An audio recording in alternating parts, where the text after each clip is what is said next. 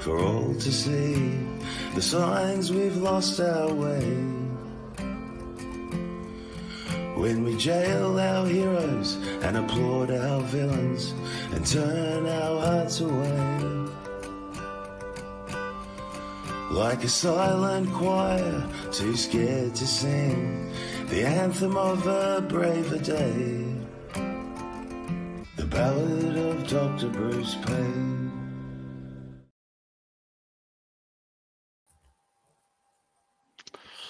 There we are, the Ballad of Dr. Bruce Paix. How are you, my dear friend? All good here. You're all good here. That's good to hear, my friend. That's good to hear. I'm glad to hear it. It's been another week, and I'm pretty sure there's lots to cover this week. How's your week been?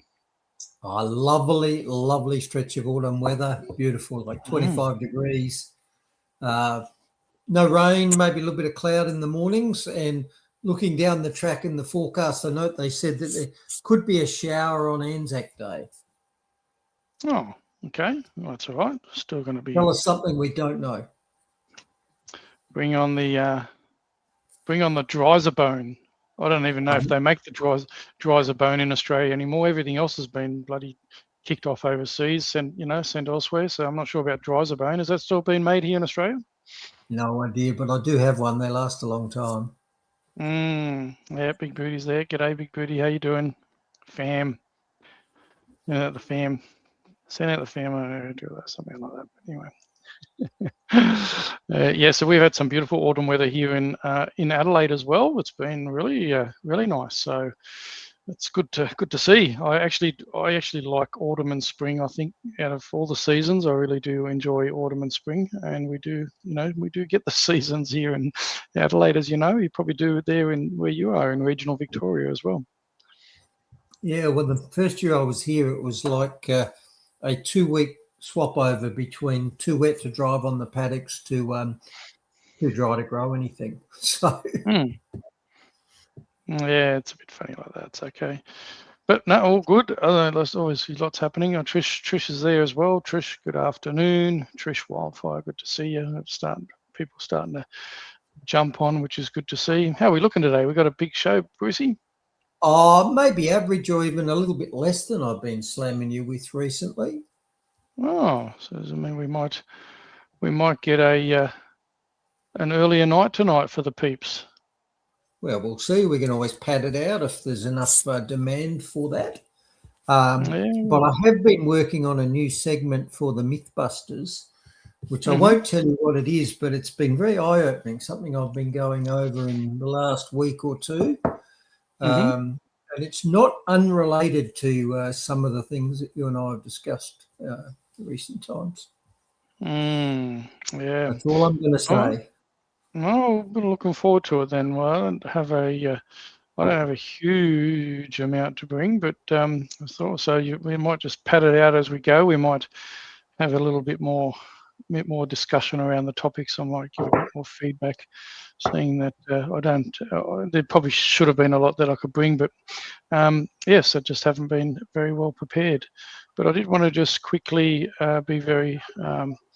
share a bit of stuff that I've been up to. As you know, the amazing Elizabeth Hart, you and I share a lot of her stuff, and I've got my own freedom of information in, and it's all based on Elizabeth. So I've got this, if people are interested about my freedom of information requests in regards to informed consent. So I'm trying to, Elizabeth and I are looking at double pronging this whole thing, because I think we need to keep going really hard on this.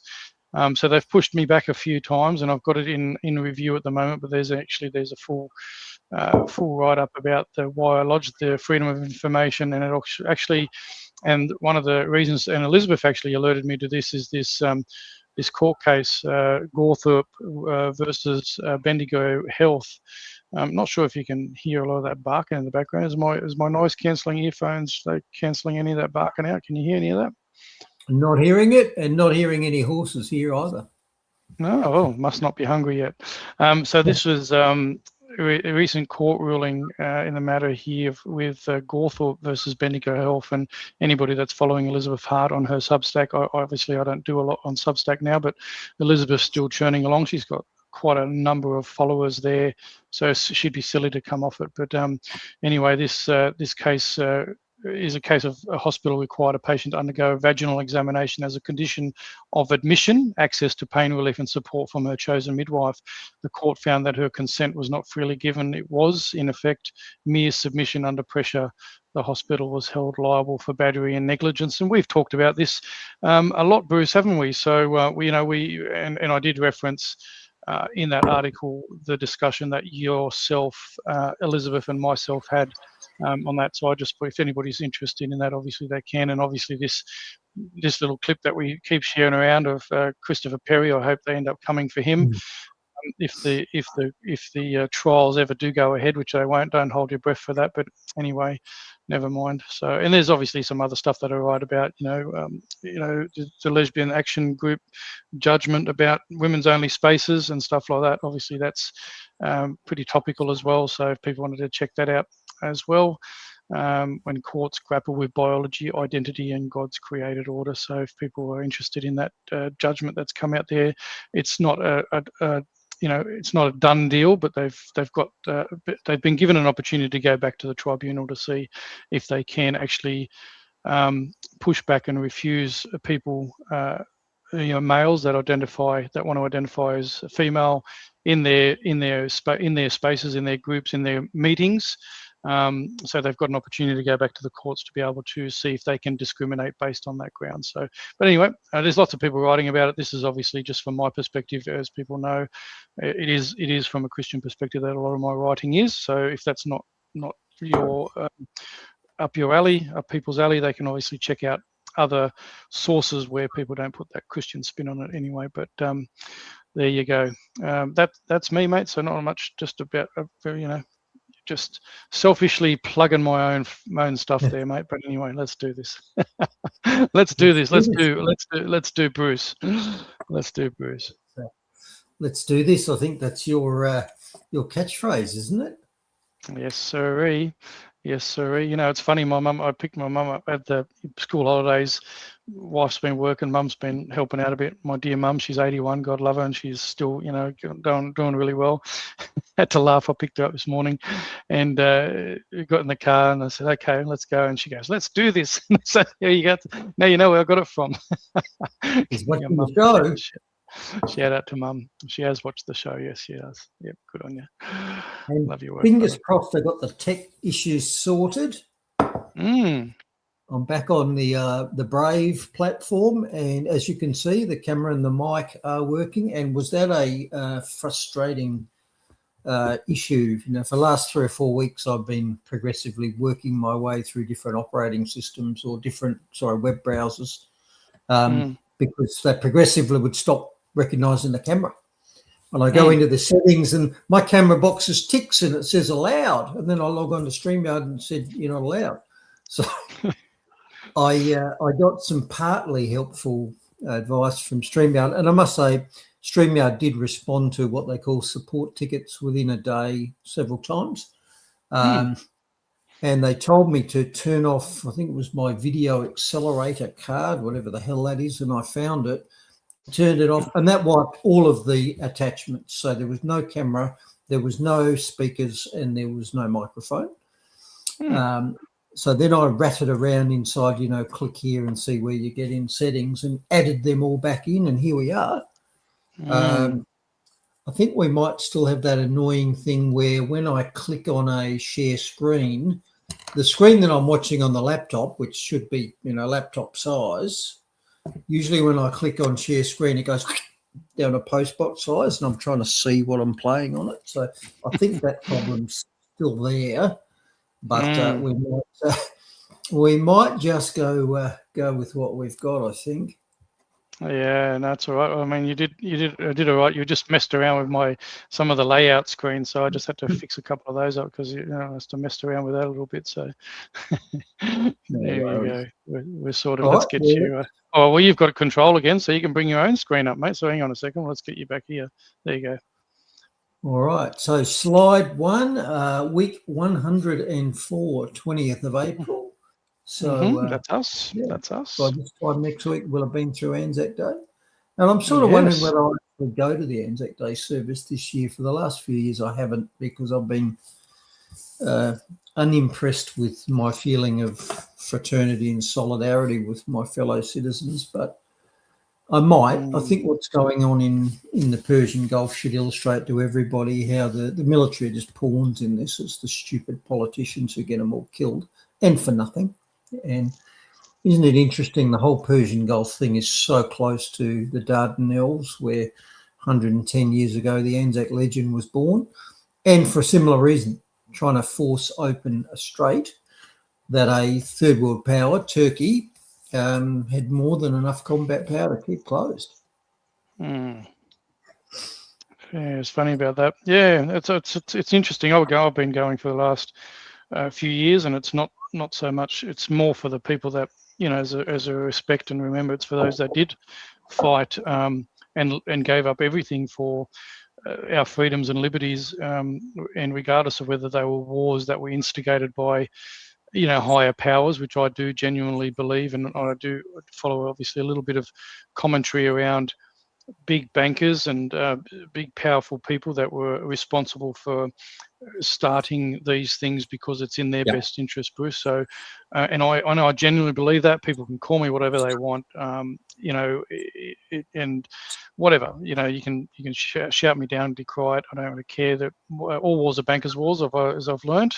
I'm not going to label it to anything else, but it's really just about people that want wealth and power.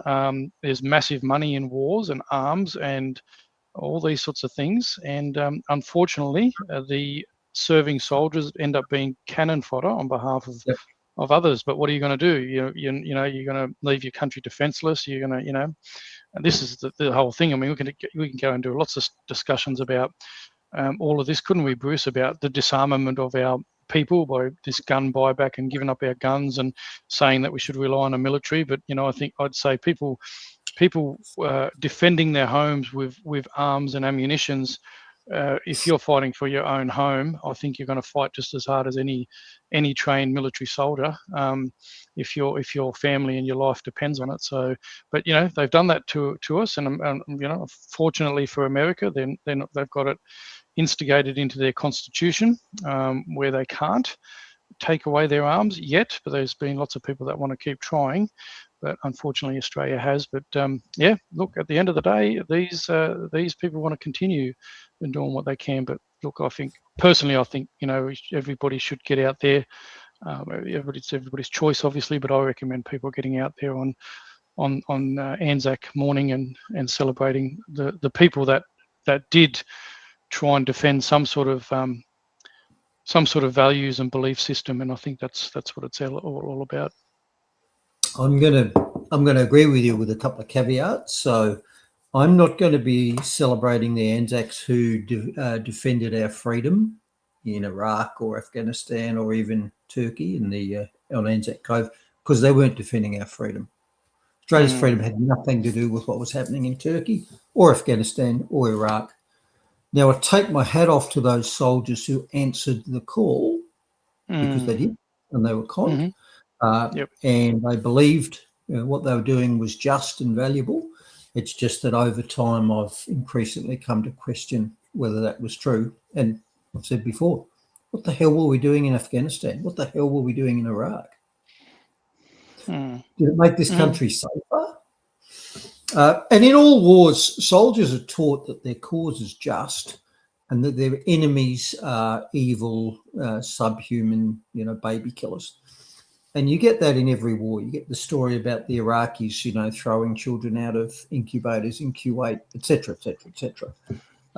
But there's always a second side to these things. And increasingly, as I look through the lens of history and I see how they just keep repeating these stories, it's very often it's a con. And the man in the street is conned. They prey on his patriotism. And it costs him big time. And there's a beautiful historical analogy going on at the moment, because you might remember in the Second World War, at the start of it, the Pacific War started with Japan doing a sneaky surprise attack on Pearl Harbor.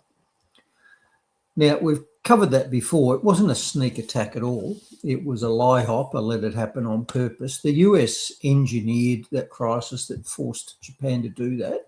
And they knew it was coming, and they not only ignored the evidence it was coming, they neutered their own defences to make it a badly damaging attack. And I've presented the evidence on that in the past. What we're never told is why Japan did it. Was it just because they were evil? No, it wasn't. The reason Japan went to war in the Pacific is because the US was blockading their oil supplies. Does this sound familiar? The US had cut off oil supplies to Japan, who are critically dependent on imports. They don't make any oil of their own.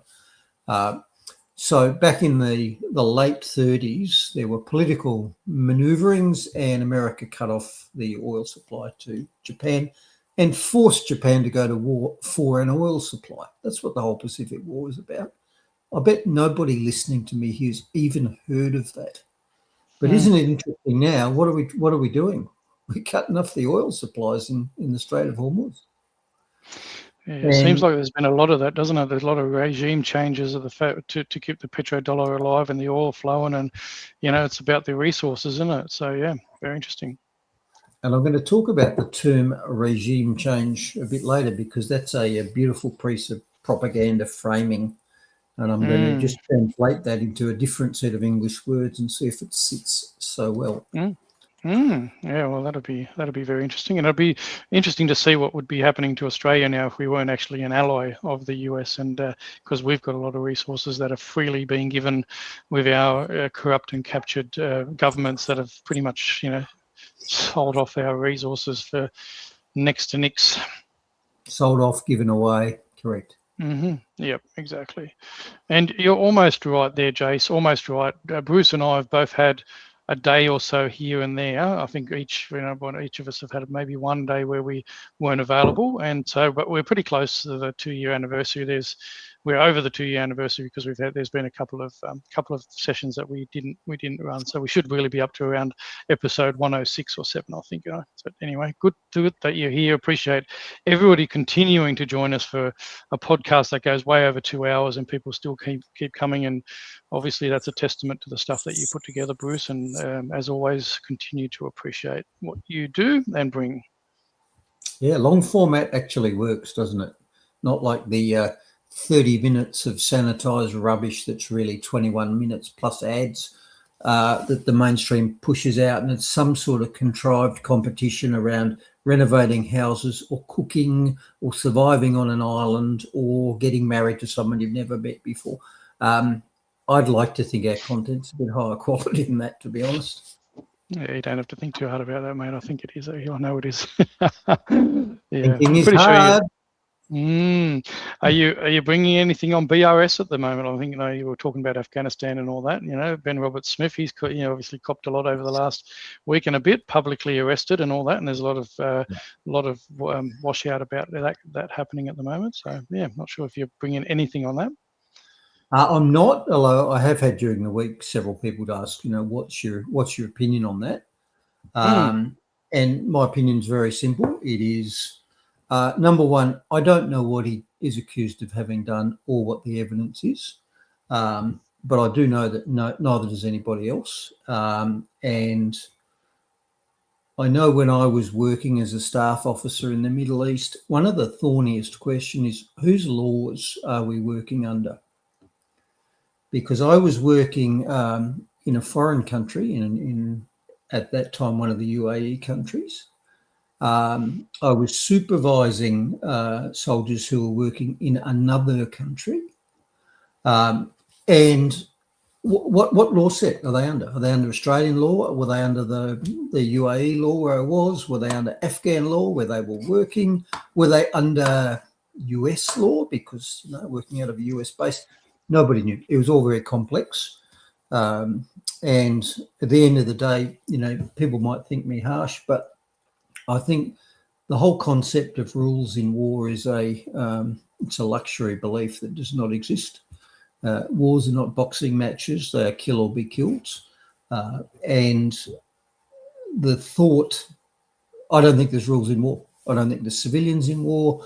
I think, if you're genuine at war with another country, of course you bomb their civilians. They're making food and weapons that are being used against your troops, etc., etc., etc. And I guess final comment, if you weren't there, you don't get an opinion. And I wasn't there. And neither was almost anybody else in Australia. Yep. Well, they definitely made it public enough, though, didn't they? So, yep. He's being hung out to dry, and of course he is. He's a warrior. He's got the warrior physique. He's got a VC on his chest. He's a big, powerful man. He's the last thing any government wants running around. Way too dangerous. And the latte sippers at the ABC largely targeted him from early on because, again, he was the last sort of man they want to see in Australia. Big, powerful, self-assured, competent. No, don't want that. Nope, can't have that, mate. Absolutely right. Nope. Can't overthrow a country with men like that, can you? Righto, so where are we going? Here's the contents list. Mm-hmm. So we've got an update on, I think it was Lance Collard, the VFL footballer that we discussed last week, who was up before the tribunal for word crimes. Well, he got found guilty. He got his 9 weeks for found guilty of his word crime. So I'm going to discuss that a wee bit.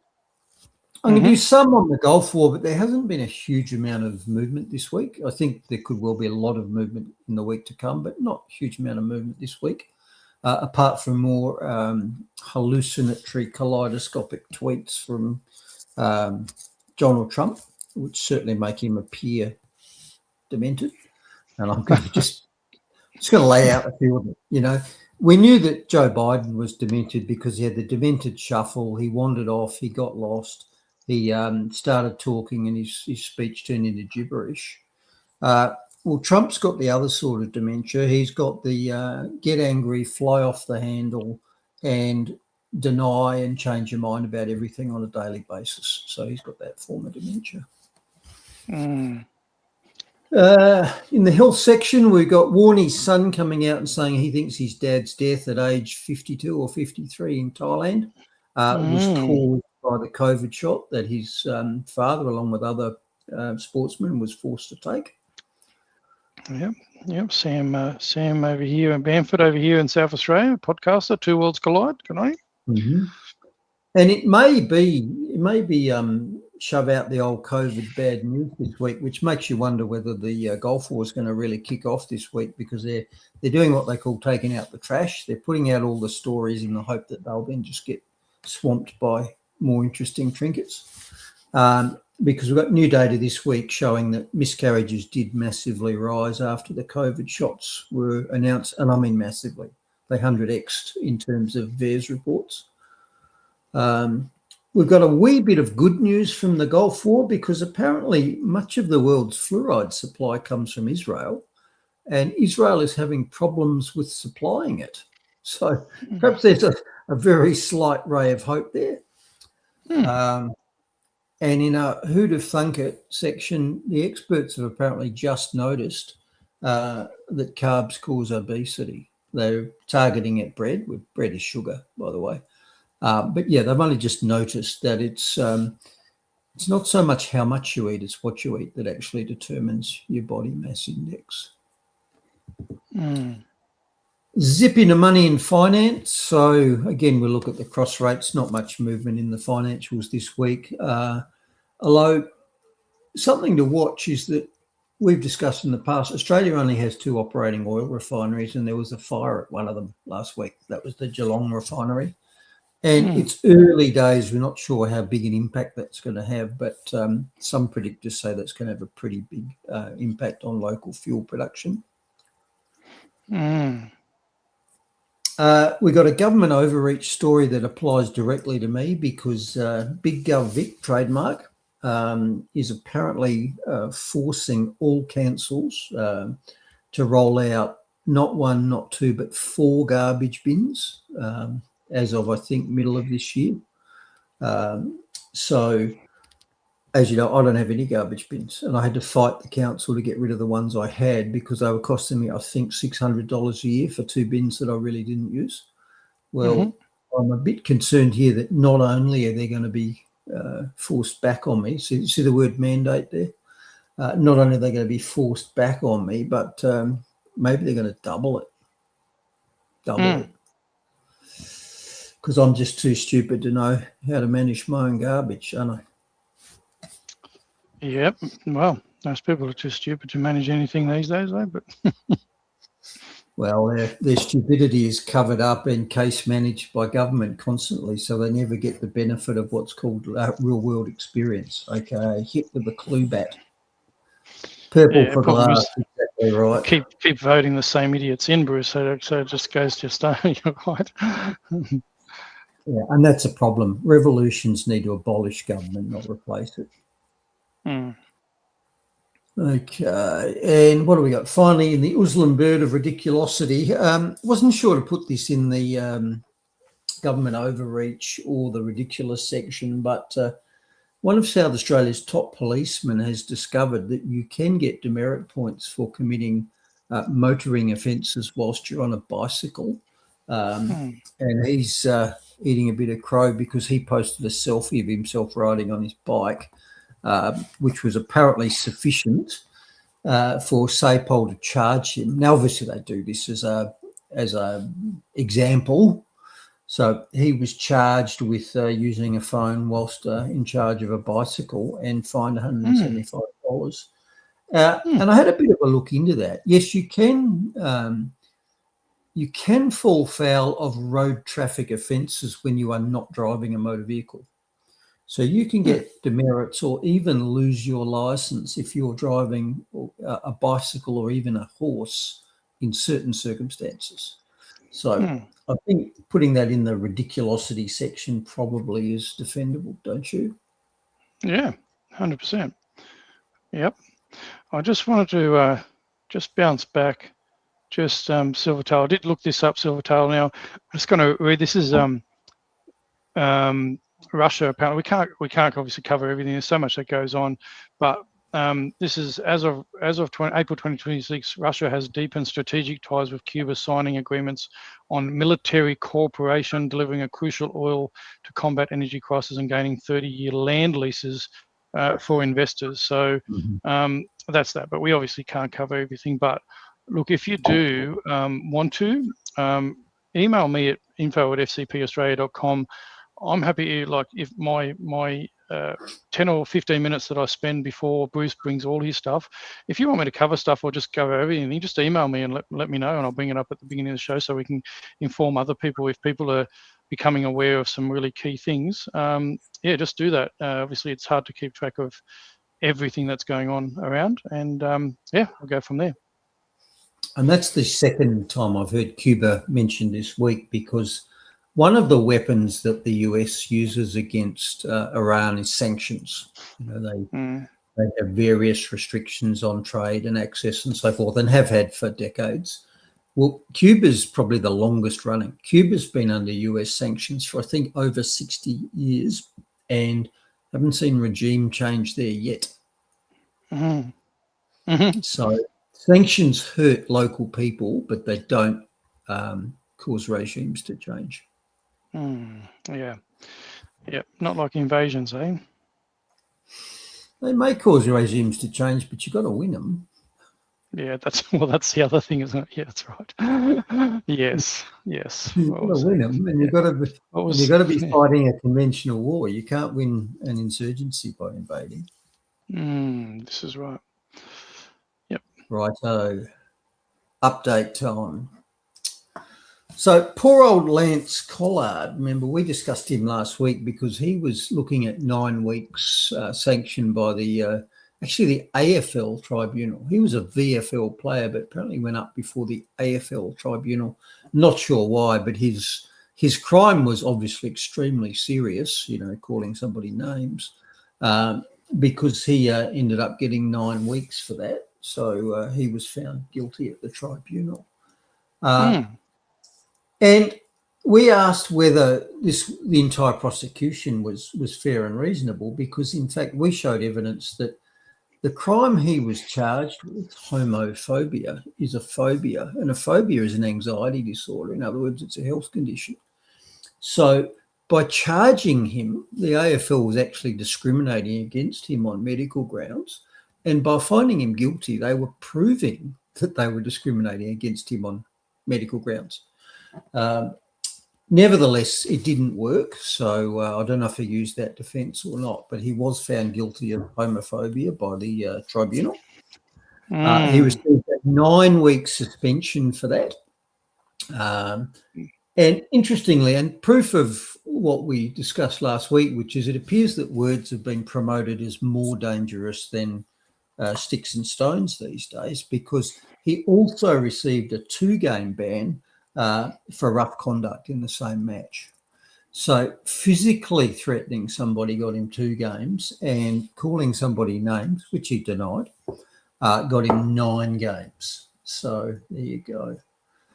Just goes to show you what the agenda is, though, doesn't it? I mean, this is the whole thing, isn't it? Like you see, it's purely all about agenda, and this radicalism in our society is exactly what they're trying to push. And it's starting to fit together, you know. The scabs have been pulled off the hidden forces that appear to control the world, including controlling governments at national level. And the features of those controllers with pedophilia and so forth, sexual deviancy, seem to be coming more and more to the surface. And if I remember the old adage, to find out who rules you, find out who you may not criticise. Well, I wonder whether this is just sort of flowing into that. And what is next? You know, is it just does it become minor attracted people, as I like to say, who are the next victim group who's got to be celebrated and cannot be criticised? I wonder. Anyhow, the old adage from when you and I were kids appears to have been comprehensively thrown out the window. So the old sticks and stones may break my bones, but names can never hurt me. Well, they can get you 9 weeks at the tribunal, whereas actually hurting somebody can get you 2 weeks. So, absolutely. Although, Bruce, there's been a small win. Let me just bring this up. Us taxpayers, again, because it doesn't matter, the politicians and bureaucrats don't care, but us taxpayers are up for $329,000 of our money, other people's money, to pay for the court case against Celine, who the e-commissioner came after in regards to the comments made online in regards to a particular school that was teaching, or that had a gay club or something like that, and made comments about that, and so yeah, we lost money again, but it's a bit of a win for the case. But you know, you've just given a great example of how crazy it still is, though. 9 weeks for a hurty wordies against 2 weeks for physical injuries, or physical abuse. It's really interesting, isn't it? Don't call anybody a bundle of sticks, Mark. Yeah, that's right. Yeah. Now, I said I don't know what defence strategy Lance Collard used, but clearly it was the wrong one, because he was found guilty. It was mentioned that these things were offered in his defence, so he had a difficult upbringing, apparently, without a positive male role model. So he's brought up by women is almost certainly what that means.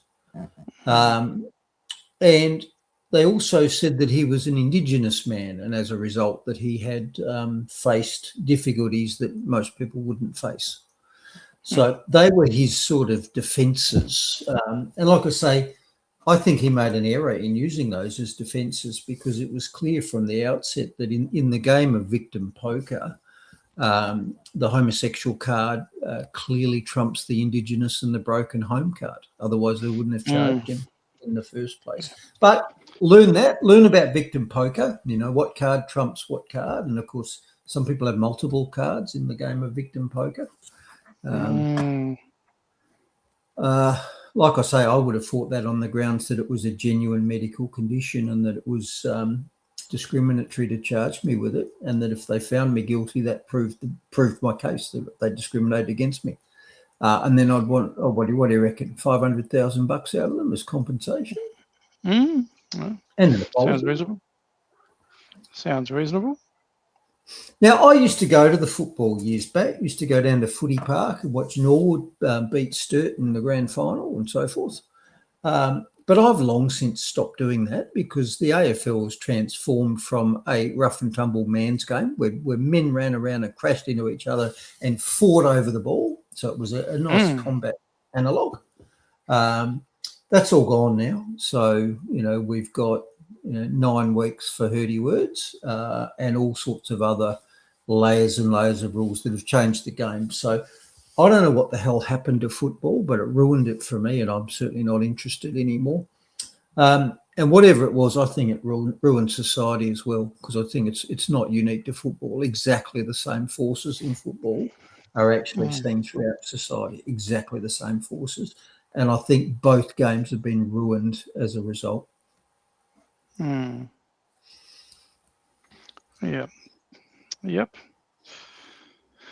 I don't know. Alana Lani, my son was brought up with only women role models. We taught him how to be a true man and a gentleman.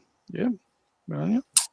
Well, you've done well, Alana Lani, because evidence has shown that far and away the healthiest environment to raise children, male or female, is in a house where both the biological mother and father are present in the home. And probably one of the most dangerous things you can do is to take the biological male away and replace him with an unrelated male. That's at least 10x is the risk of assault, physical or sexual, on the child. Of course it would. When a new lion takes over a pride, first thing he does is kill all the cubs. He doesn't want to raise someone else's kids. That's how nature works. Maybe I'm just contrary to nature. I've been in the foster system, gladly bring the young bloke up, and in the same way I have my own. Don't treat him any differently. I just see him as an opportunity to shape another human being. Well said, and I better roll back what I said and apologise to you, Mark. No, there's no need to apologise. As I said, it's all framed on different experiences, but I think we can do that. I think it takes a village to raise a child, right? And sometimes you do need, if you have the right role models. But being a Christian, I can go this whole philosophical route, and you're still reading the big book, and it's the way that it's instilled with us by a higher power. But anyway, that I won't go down that path. That'll be a much longer segment. Now, I'm I think 60 or 70 pages into Genesis, and like I say, it's hard work. It's like the most difficult physiology or chemistry textbooks I ever had to read, because every page has got about a dozen footnotes that go with it. Now, question for you very early on. Have you got any idea, why did all of the characters in the very early stories, so Moses, Abraham, etc., how come they all live to 600 or 800 years old? Has that ever been explained? Well, you look at the history. When they first come out. If you looked at, you've gone obviously past the Adam and Eve bit. They come out of the garden. They had the tree of life there and that. So they were designed to live for forever. Really, the tree of life kept them going. Once it banished from the garden, once you got a dint in the tin, and you use that tin as a mold everywhere you go, that dint's going to continue to go through and through and through. So ultimately it was designed to live longer. And the genealogy is an amazing thing. It just amazes me. I did that one day and I worked through it all in the number of years. It's just over 6,000 odd years that I ended up doing it myself in my own head. But there's a lot of different numbers that people come up with. But over the period of time, the length of time that people lived reduced and reduced and reduced, because that's what happens when sin comes into the world. And that's the reason. That's what the footnote said. it was the corruption of the being with generations of sin piling upon each other. So we're now down to about 100 being our maximum now. Yep. There you go. So it's always, I'm always looking for, now that you're reading the Bible, that you're going to throw curly things at me, because it means that I've got to make sure that I'm keeping abreast, because I was conscious of that when being your detailed mind, that you would go into all these things. So you want me to flick you like between page 40 and 60? You want me to flick you that each week so you can do a bit of revision? The teacher can revise what the lesson is. Yeah, damn mate, I've got a long way to go. As I said, I come to my faith later on in life, and I've still got a lot to learn. I'm not a cradle Christian, but and I'm still learning every single day. And you can reread it multiple times and learn and pick up something else out of it. Yeah. All right, let's keep moving. So, time for the Gulf War update, and not as much this week because there's been limited kinetic action this week. So there's been less stuff blowing up this week. Largely because there's been a ceasefire of sorts for the week. So there hasn't been a lot of bombing this week, but there has been an awful lot of straits open, straits closed, straits open, straits closed news over and over again. So the first significant happening was way back, almost a week ago, when the ceasefire was announced. So a ceasefire between the US, Israel and Iran. But the Iranians said, well, it has to apply to Lebanon as well. It has to apply to what they call all theatres. So there's fighting related to Iranian allies, not only in Iran, but also in Lebanon and also in Yemen, where the Houthis, they're all allies of Iran. So the Iranians said, no, if there's a ceasefire, it's got to apply everywhere. So initially the Israelis said, no, that's not right. And in fact, the Americans said, no, that's never been included, despite evidence that I showed that clearly it was part of the conditions from day one. But they did get a ceasefire in Lebanon added fairly quickly. And whilst there was some breaking of it by the Israelis, there was less than there normally is. The Israelis habitually break ceasefires immediately. So there's been some minor transgressions through the week, but basically the ceasefire has held in terms of the US has not dropped bombs on Yemen, Iran or Lebanon by and large. Okay. So fast forward a few days under that system, Trump obviously dropped some magic mushies or something, because on Saturday, he just pumped out this extraordinary kaleidoscope of hallucinatory social media. I'm going to call them tweets. I don't know what you call them on truth social. I can't call them truths, can I? And it started with this one, where he basically said Iran has fully caved. The strait is fully open. They've agreed to cough up their nuclear material, etc., etc. So this was like Friday, Saturday, our time.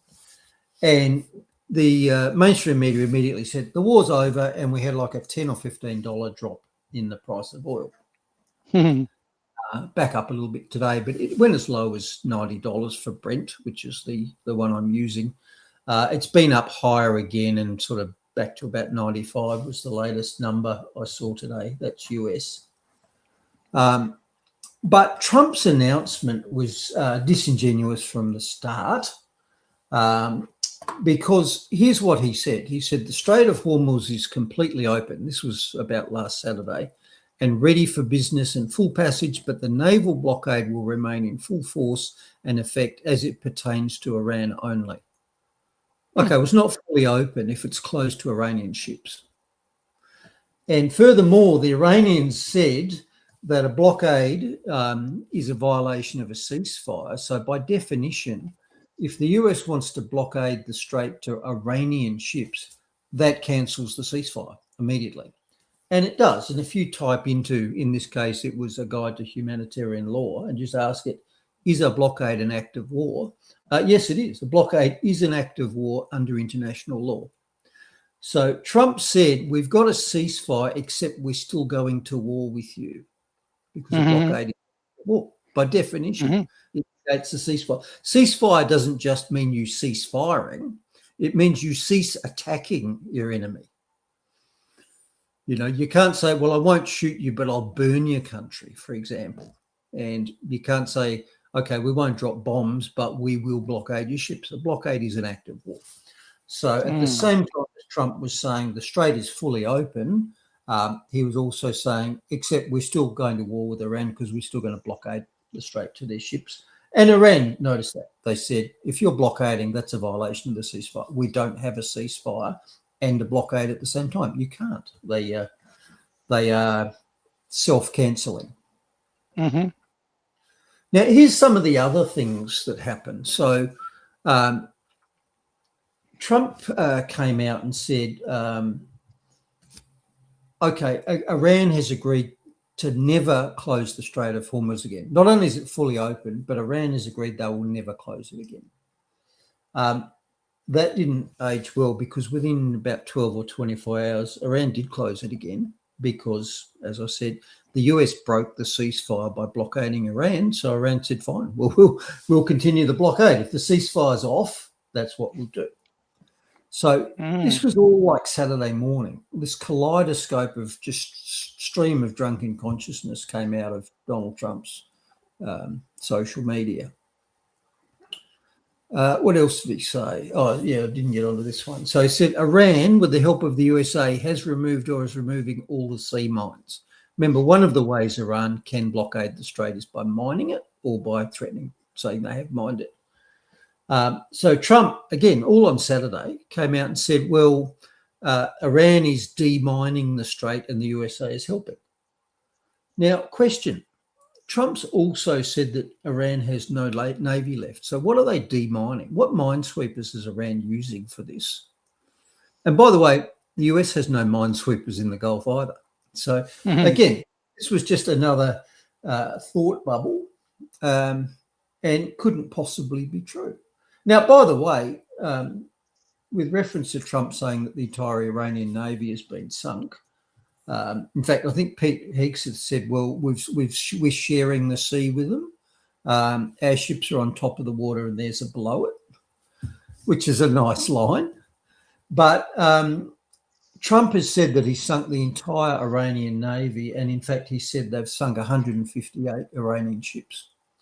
Now, that's a pretty big navy, by the way. And in fact, if you go on Wikipedia or one of those things and just Google how big was the Iranian Navy before the start of the war, it was of the order of 100 ships. Some of those ships have clearly been sunk twice. And of course, this was never about formal naval ships. Iran has successfully closed the strait just by saying, we will mine it or we will shoot at you. They haven't needed any actual combat power to do it. Okay. It's okay. Anyway, it's just ridiculous propaganda, isn't it? Eh? I'm just listing all of the things that Trump tweeted out on Saturday morning after he had some magic mushies or something the night before. Now, he also tweeted, and note, this is on the official Trump DJT site. He said that the USA will get all the nuclear dust. And in other words, all the enriched uranium they're going to get. So he said that. And he also said that he had prohibited Israel from bombing Lebanon. He said Israel will not be bombing Lebanon any longer. They are prohibited from doing so by the USA. Okay, right. Okay. Yeah, old flexi boy. So what were the responses to this? Well, the Iranians said, we didn't agree to give up our uranium. So this is official from Iranian parliament. We will not allow the removal of uranium from Iran. In fact, they said we regard it is as precious as our own soil is. So Trump said, yep, they'd have agreed. And immediately Iran said, we haven't agreed. And Israel said the same thing about the prohibition on bombing Lebanon. It said Israel is a sovereign state. Its security decisions belong to its government and its people alone. Oh, even with $1 trillion from US taxpayers. Well, we know Bibi's pulling the strings. But what I'm doing is I'm just listing this kaleidoscope of hallucinations that got typed into the Twitter stream by Trump on Saturday morning our time. Yeah, into the Truth Social. I was going to say, I was just reflecting on that, Bruce, because you know how Mr. what's his name, Biden had the auto pen. What if Donald J. Trump's got an auto social media? Wow. Someone's behind the scenes with an auto. I mean, of course, Trump's not pushing all this shit out. I mean, it's got to be someone, buddy. I You think reckon he's doing it? I think he's pushing the shit out. I think if there were any Yeah. sort of measured and well constructed messages, then maybe you could question whether they'd been shadow written. But this is exactly the sort of thing that he pushes out. And here's another one. So again, still on the early part of the weekend, Trump said that China had agreed not to supply weapons to Iran. Well, China immediately replied, "We want to put an end to the rumours circulating that claim China has agreed with the United States to not supply weapons to Iran. Let us make it clear that no such communication has taken place." So this is what the man with his finger on the nuclear button is vomit regurgitating onto his Twitter screen. And it's all garbage. But the market said, great, the war's over. And you might remember the news on Saturday morning said, yeah, the strait's open, the war's over, price of oil's fallen. None of it's true. None of it's true. And in fact, I think it just makes it clear that somebody close to Trump has got a moral duty to take his phone away from him. Yep. Just like you would take the car keys away from, your uncle who is clearly, having accidents, having scrapes in the car and clearly losing it. And in this case, I've taken the nuclear keys away from Trump as well, because none of this is statesmanlike. None of this screams a safe hand on the wheel here. It's all actually very, very frightening, and the stakes are very high. And in fact, there is serious talk starting in America about what's called the 25th Amendment, which is a constitutional mechanism for removing presidents who become unfit. I think it really aims for medically unfit. But yeah, there is a mechanism for taking the keys away, and people are starting to talk about it in the US, and rightly so, I would think. I mean, just look at the stream that I've just shown you, which all came out by the man who's apparently driving the ship here. Yeah. Yep.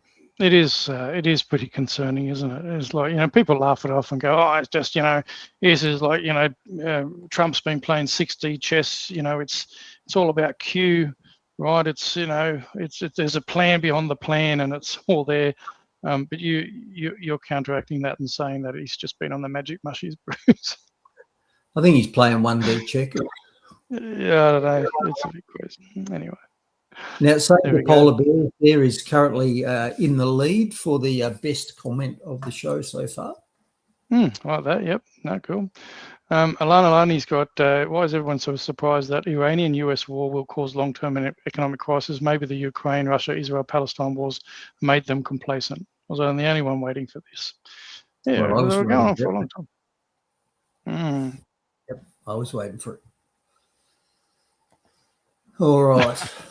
There you go, Alani. Yep, Q was a psyop, Trump is a puppet. Yeah, well, there seem to be all puppets. We spoke about this, didn't we? We all had great hopes for Trump, and when everything was going on, and a lot of people saying that he has instigated some things that are beneficial. We've talked about this. He's put a rocket through the whole trans agenda, and women and men and women's sports, all those sorts of things. But I mean, they're easy to do if you want to detract from bigger things that are going on. But it's clearly he's let us down. I mean, we've discussed it. I think the best thing that's come out of this term is obviously Bobby Kennedy, RFK Jr. But again, I think he's been wheeled back somewhat as well compared to what his full-throated attack on what's been going on. There's signs that he's been caged up as well, aren't there? Yep. Now, you can keep. Yep. You go on. No, I was just going to say to save the polar bear. Look, the shows go generally pretty long as it is, and Bruce usually has prepared a slide deck of information that we're bringing, and the show's not kind of designed for like some shows. I know they bring guests on to have a yarn, but we welcome comments in the chat and definitely put them up. So we're not going to hold anybody back from putting comments in the chat. That might be a question about how do I use the chat. I don't know. Yeah. Just keep putting comments in the chat, and we'll get to them if we can. Except for Dr. Dan's. Oh, he still gets a run. We don't totally silence him. I flash him up on the screen, and we just don't give him much. Yeah. We don't keep rehashing things that he keeps spitting up. Anyway, what's Gail said here? Why haven't we moved to 90 days of fuel reserve by a government, not just a day or so from Singapore? Well, I think that chunk that up to a bigger question. Why haven't our governments done the sensible thing about anything? Because it's easier to spend the money on buying votes than it is on buying 3 months worth of diesel.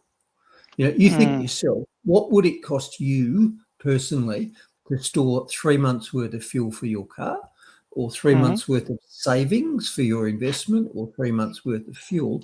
It's a serious chunk of money. It's a serious chunk of money. And in the modern world, when government is so large that most people are struggling to meet their own needs after they've paid their tribute to Caesar, to have enough left over for that is a significant thing. And the electorate does not reward it. The electorate does not want to know that the government has been prudent and put in reserves for a rainy day. The electorate wants their free shit now, or the other guy gets your vote. That's why. Yep. Righto. Okay, so sort of still on the war, but getting beyond the actual what happens of it. So we've viewed in the past a few of these fantastic Lego memes that the Iranians are putting out. And the Iranians are killing the Americans for ridicule in the meme status. And this week, obviously, they've had a phone call because YouTube has terminated the channel that was posting the Lego videos on behalf of Iran.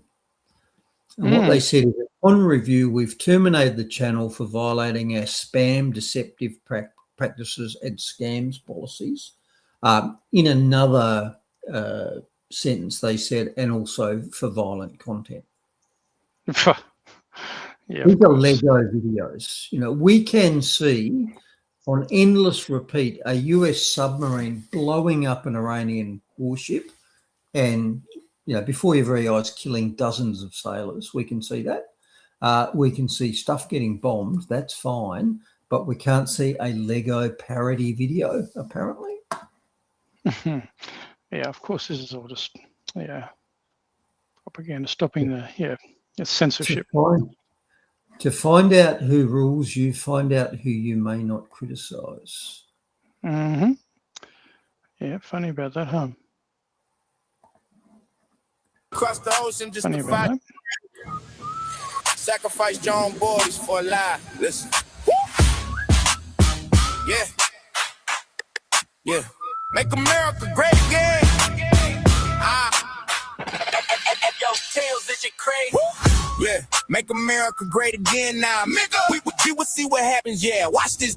Sacred defense, we protecting the soil. Why you sacrifice soldiers to pay for your spoil? You first who ran the globe, sitting on your throne. Now we turning every base into a bed of stone. It's a slaughterhouse, a trap you couldn't see.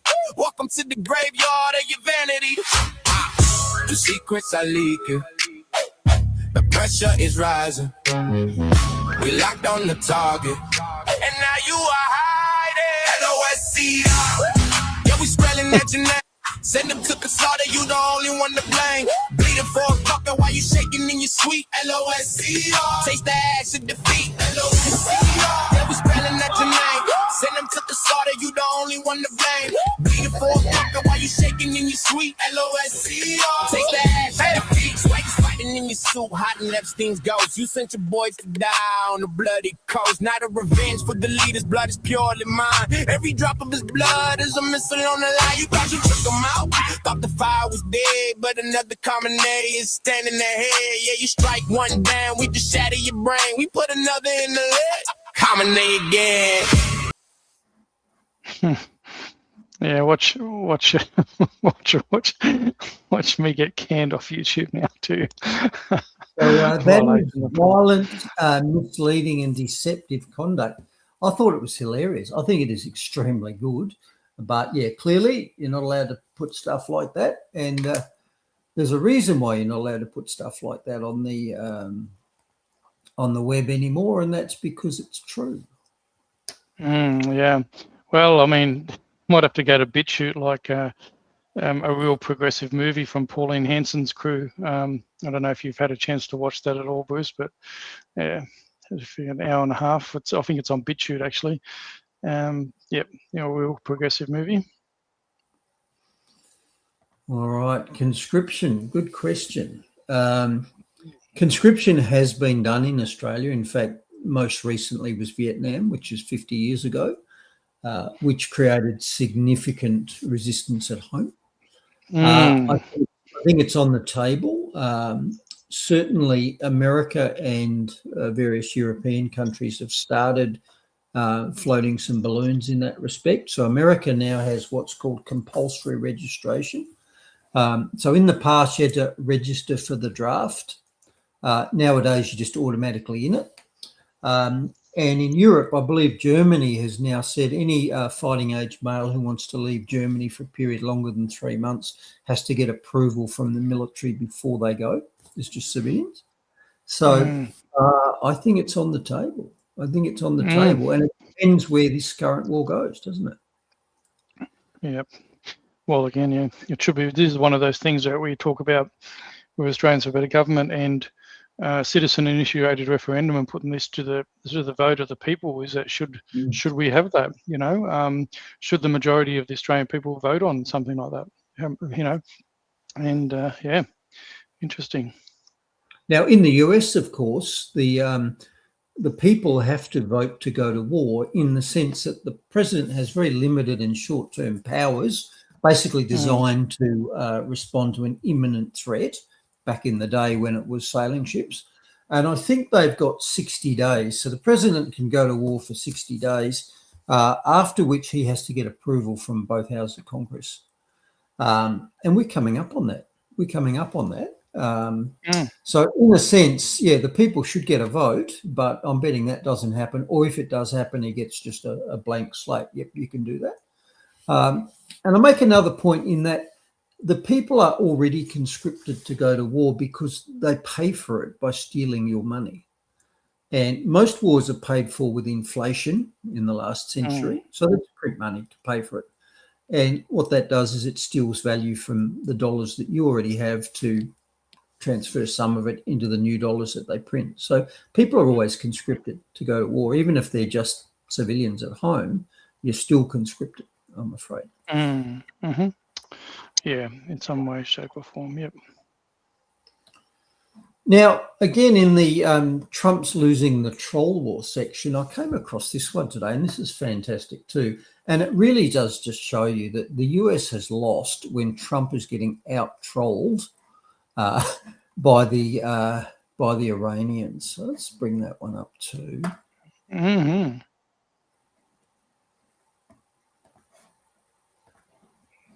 Yeah, they got controlled again. That's okay.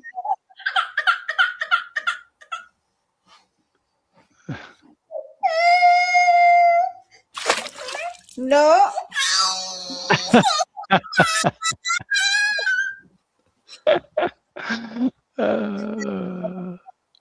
No.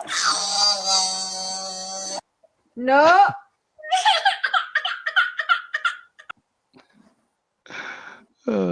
Yeah. And that was released.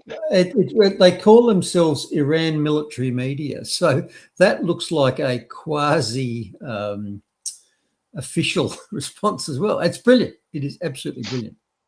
Yeah.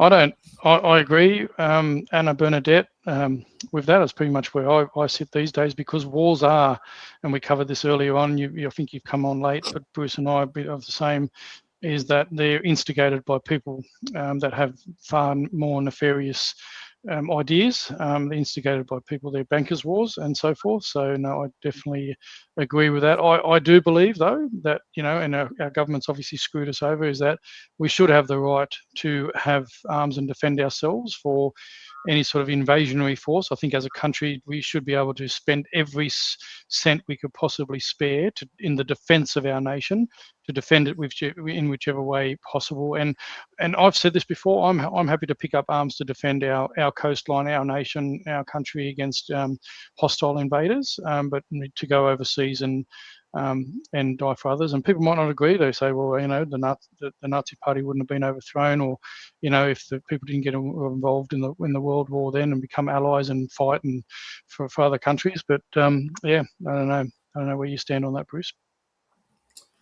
Well, as you know, I've served in the Persian Gulf and countries surrounding it in Australian Defence Force uniform. And in fact, if you look at that slide, I've just come back to it, the little spike to the south of Iran is the UAE. Well, I've served in defence uniform there. To the left of Iran is Iraq. I've served in an ADF uniform there. And to the right and slightly upwards of Iran is Afghanistan. And I've served in Australian uniform there as well. I think we can forgive Iran for feeling a tiny bit surrounded and threatened by the West, when me as an Aussie has served in all the countries around it wearing a military uniform. Mm-hmm. So, yep. I don't see anything defensive about Australian troops being in the Persian Gulf. And you can argue that, sure, but, we had to keep our sea lanes of communication open. We need the oil that comes out of there. Well, we only need it because we're elected to not use what we've got. As spoken before, we have at least a century of oil that we just choose not to use. And we got probably a millennium, 1,000 years of coal that we choose not to use. So, the argument that we have to keep these open. Australia is one of the most self-sufficient countries in the world if it weren't for political interference preventing us from using what we've got. We have vast fuel reserves. Yes. Oh, hello there. We have vast fuel reserves. We've got plenty of land to grow food. We have natural food hopping around, kangas. Plenty of land, plenty of food, you name it. Why do we have to meddle in the Persian Gulf when we could be using our own resources? We could be self-sufficient, but for governments saying we're not allowed to. Bruce, I did. And it's good that we're talking about this, and just that Alani put this up again, because I think it is good. And me, how critical I've been of the Liberal Party in this nation and how far they have sunk. But to be fair, there is, and people might not agree with him on anything. I don't agree that he shut down the debate against abortion, but he's a premier in Australia, in Queensland. I'm just going to share this, Bruce, because it's worthwhile talking about this, because there is someone talking about this. I'll play this. If I can get the... Well, we're making it happen. Here we are at the Taroom Trough. This is the country's first opportunity to drill our own fuel in half a century in this nation. Have a look at this, it's happening. This is our vision to make sure we can drill, refine and store our own fuel in this country and control our own sovereign capability again. Prepared to drill and refine and store fuel. Well, we're making it happen. Mr. Christopherly. Yeah, so he's a Premier of Queensland, and I'm the first one to admit how critical I've been of Liberal, but he seems to be someone that's got it, and I've watched some of his stuff since he become Premier. He's really hard on crime as well, and lots of other things. Although, as I did say, I'm not going to agree with him on everything. He's been very, very critical in regards to shutting down discussions and debates about late-term abortions and not having that brought up in the Parliament at the moment because it's been bought and shut down a few times. But in a few things, I actually think he's actually a true liberal leader in this country, and it's like, drill, baby, drill. Let's go. Let's get this bloody country back up and running again. Let's get this manufacturing going. Let's go. And if only other premiers in our country had the backbone and spine to be able to come out and do this, well, you're not going to have it in any Labor premier, especially not here in South Australia, my own state, because he's bought in well and truly to the WHO globalist bloody agenda of net zero 2027 and trying to screw us over for our future. So I think, and we've just, and South Australia's just voting him in again. So, don't complain to me about high electricity prices. If you're a Labor voter, I don't ever want to hear you complain about how much it costs to build a house in South Australia, or how much it costs to pay electricity, or everything else in this country. You can shut up. You can shut up. It's as simple as that. You've had an opportunity to change it, but you haven't. Well, I've got some hope that this is the catalyst for the getting worse before it gets better thing. I hope so. I don't see an early end to the Persian Gulf crisis. I see it getting much worse, and I don't think that's the general public mood at the moment. I think most people have been reassured by a small retracement in fuel prices. I think it's more likely it'll get much worse, and that will just add incentive and have people asking here in Victoria, well, hang on, we're sitting on all of this natural gas. How come you're banning it from our houses? Mm-hmm. Yep. It's, we can talk about this for ages. There's a massive global plan and design behind this. Just needs enough Australians to wake up and actually do something about it. Yep. For your children's future, people, for your children's and grandchildren's future. Unless you've bought into the transhumanist agenda, well, then you don't give a shit about your children's future, do you? But anyway. And that's a problem. So many of the European politicians in particular are childless. What the hell do they care? I don't give a stuff. Yeah, absolutely right. Some of them are probably transgender anyway too. Right. Bow down to Baphomet. All right. Now, we're still just doing the runoff from the Gulf War, and I just showed you two really good pieces of Iranian propaganda. They were funny, they were on message, so of course they got banned. And I noted this as well because the Western media is obviously one of the weapons used by Western governments. And note how they've framed the Iranian government here. So Iranian gunboats fire on tanker as regime closes Hormuz Strait. Regime. Now, shouldn't they really use the word government? Why do they use the word regime? It's because it sounds illegitimate and harsh. But regime is another word for government. Words matter, don't they, Bruce?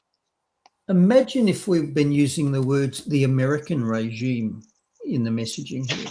Would it sound as if the Americans were as virtuous? And what about when they said that one of the war aims for Trump was regime change? Now, what if we'd actually used some alternative words? What if we'd said overthrowing the Iranian government? Because that's what it is. And what if we'd said by assassinating their leaders, which is what they did? It wouldn't sound quite so virtuous or neutral, would it? Nope. Funny about that, how words matter much. Framing matters, doesn't it? Mm-hmm. Anyway, we're nearly up to date. So we had that Twitter stream of kaleidoscope hallucinations on Saturday. And the Iranians pointing out, well, the strait isn't open because you're blockading us. And we said it'll be closed if you blockade us. And so there was an escalation today when a US Navy tanker apparently shelled and brought to a halt an Iranian cargo ship on the high seas. So this was out in the Gulf of Oman, wasn't in the Hormuz.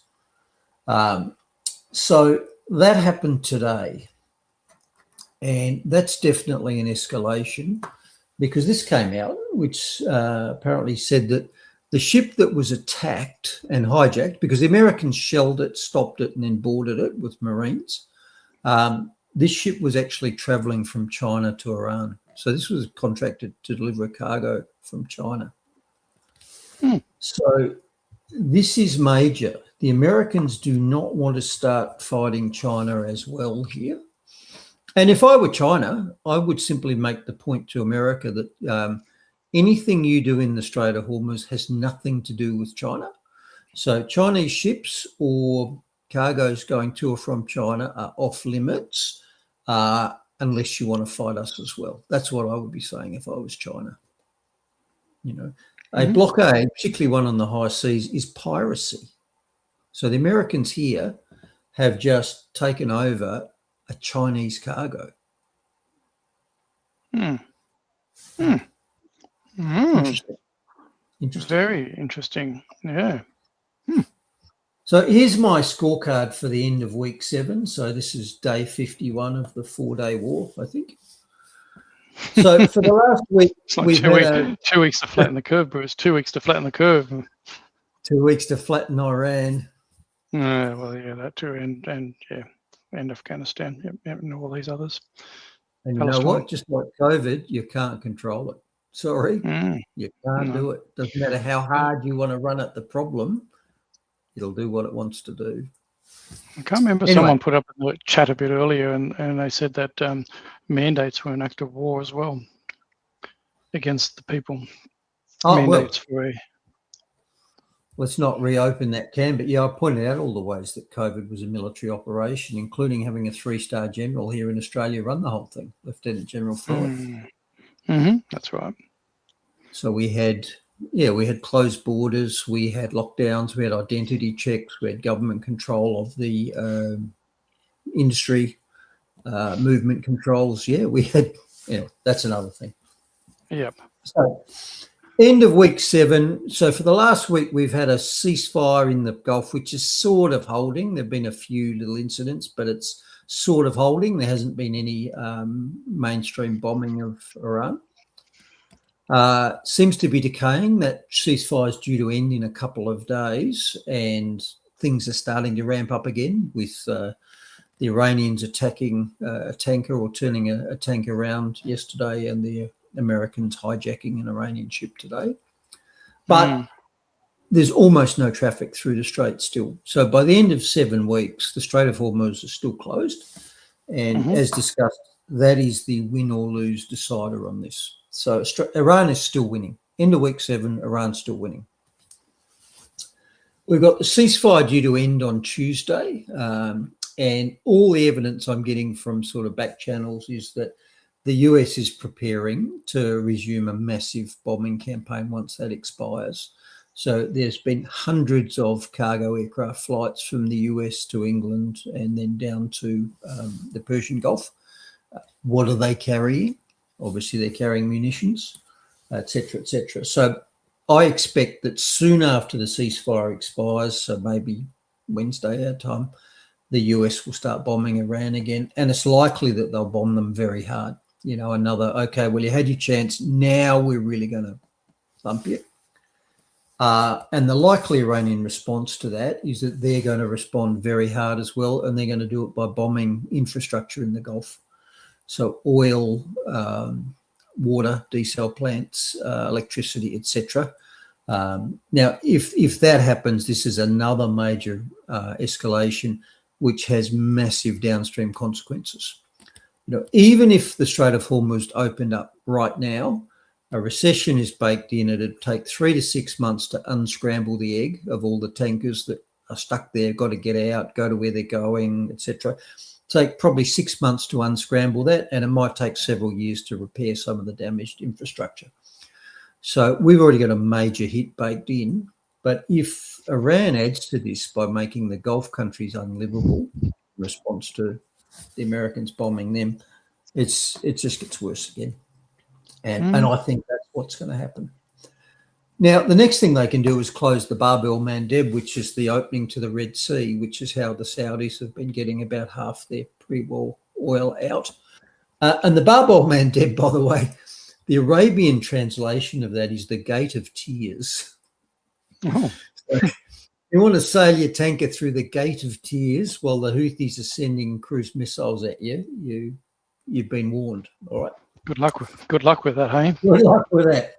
So I think the position we're at is that the war is still getting worse. The consequences are still potentially dire, despite the fact that the dust seems to be settling at home. The media, prices are going down at the pump, and the media seems to be becoming less and less interested in it because nothing's happening this week.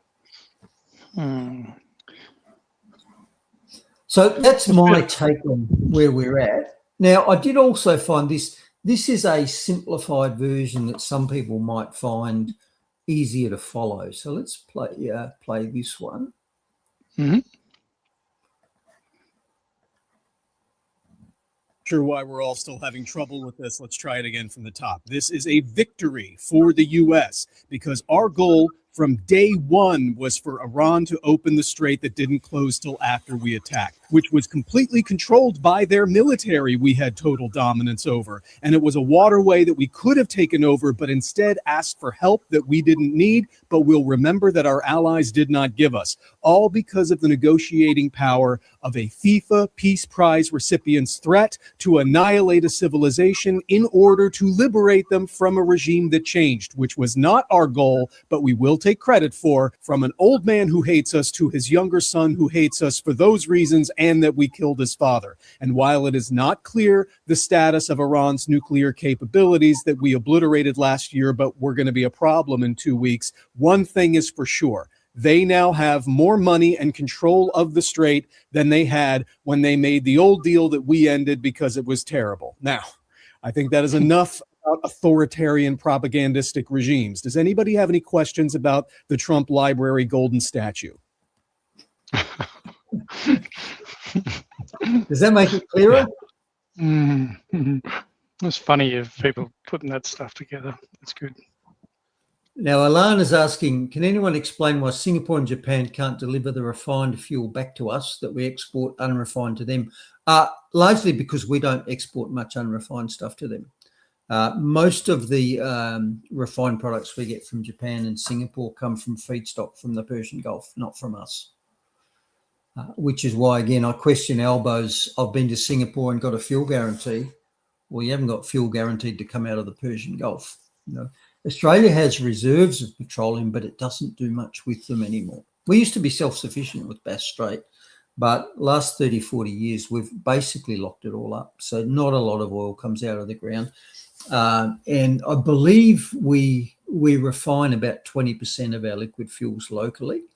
But I don't even know if that's using Australian crude oil stocks or whether that's imported crude stocks as well. I just don't know the answer to that.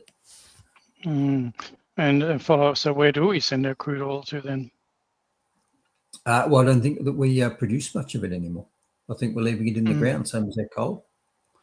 Yeah, no, but there is some, obviously, we have got some the refineries that's got to go somewhere because we're not using it for our own, I don't think. But anyway,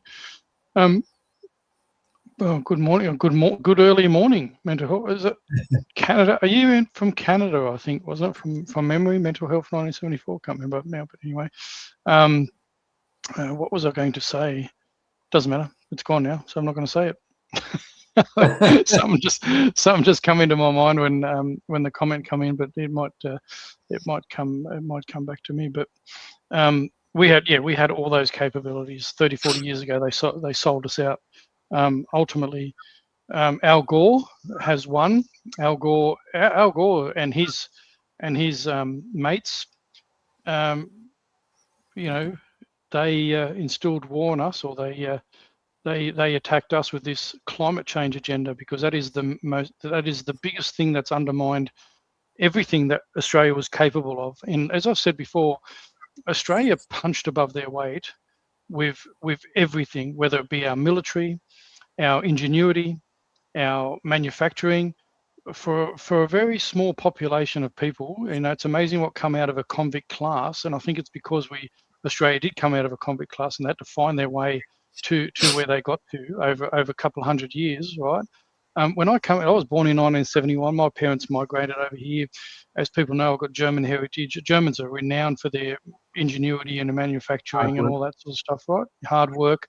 But at the end of the day, Australia, for their small population, punched above their weight, and it is absolutely disgraceful what our government has done, Labor and Liberal have done over the decades to this country, to decimate it with all the resources we have, with everything that we have, and our government jumped in board with on the agenda with the Al Gore and his minions and whoever else is behind him or above him or below him or beside him. I don't really give a toss. At the end of the day, they have screwed us over. And we have bought into this war against us from this climate change agenda. The sooner that Australians realise that the climate change has been used to absolutely, send us and decimate this country, the better. But ultimately, the media and everybody else, 80% of our countrymen are still so with their heads stuck in the sand. It is unbelievable and frustrating to watch sometimes that we continue to vote in morons like Peter Malinowskis and his Labor government to continue to run us into the ground. And at some stage, people have got to wake up. But as you say, Bruce, you and I have talked about it plenty of times.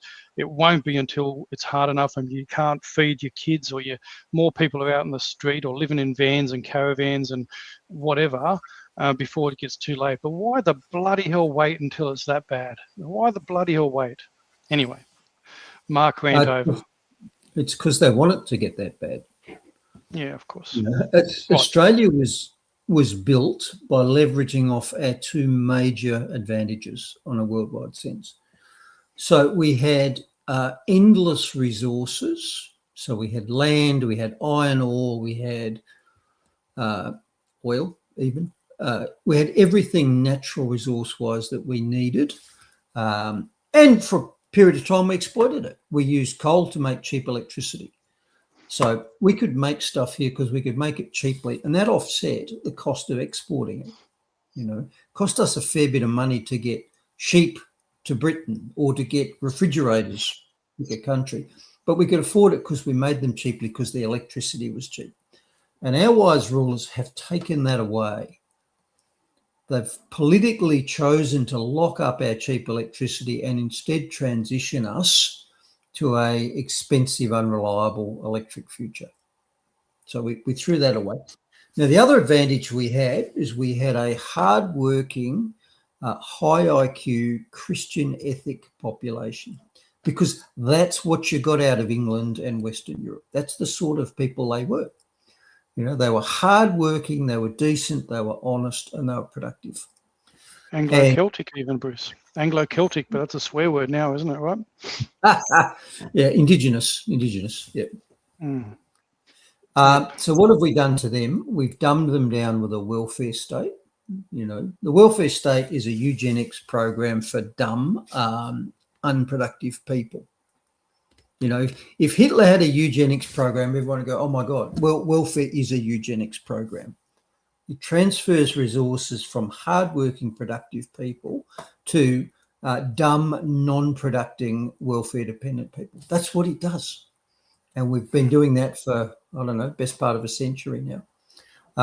And also we've taken away that hardworking, responsible Christian ethic by diluting those populations with other populations, what I call cheap imports. We've imported people from parts of the world that don't share those characteristics. So both of those things are gone, and they're both gone as a result of government programs. Immigration is a government program, and locking up all our natural resources is a government program as well. Yeah, 100%. And before you move on, obviously, we're on a bit of a roll here, Bruce, because at the end of the day, this is the thing, right? So the people that have been migrating to our country, we know and we've seen that they go into voting blocks. I had an interesting conversation with a family member over the weekend who's sort of leans more towards the fact, and I kind of wanted to get your point on it, is that at what point can someone that immigrates to this country actually be entitled to vote? So you say this person was saying that if you marry an Australian that's multiple generations or whatever, fine, you can be an Australian, you can vote and all that. But if you're new to this country, you've migrated, you haven't been born here, you haven't got someone else that's been born here, how long should someone wait before they actually get to vote on what's in the best interest of Australians for Australians? Do you have an answer? Well, the person I was speaking to believed that if you migrate to Australia and you should actually have heritage, be born in Australia to Australian parents, multiple generations, before you can influence the vote of what's in the best interest of this country. And naturally, this person leans more towards the Anglo-Celtic culture and the undermining of this. Now talks about, Australians for Australians. So it's a bigger conversation that lots of people are having out there, but it's about securing what Australia was founded on and built on, which is the Anglo-Celtic Christian valued culture. I mean, I'll put a number on it. What's wrong with a 10-year probation? You get all the rights and responsibilities of an Australian citizen, but you don't actually get the certificate until you've proven that you're a fit and proper person.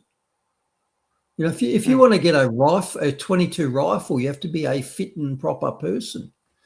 If you want to get a driver's license, you've got to have 1 or 2 years on probation. What's wrong with putting, what do we call them? Not trainee citizens, tryout citizens, people who are trying out for citizenship. What's wrong with putting them on probation too?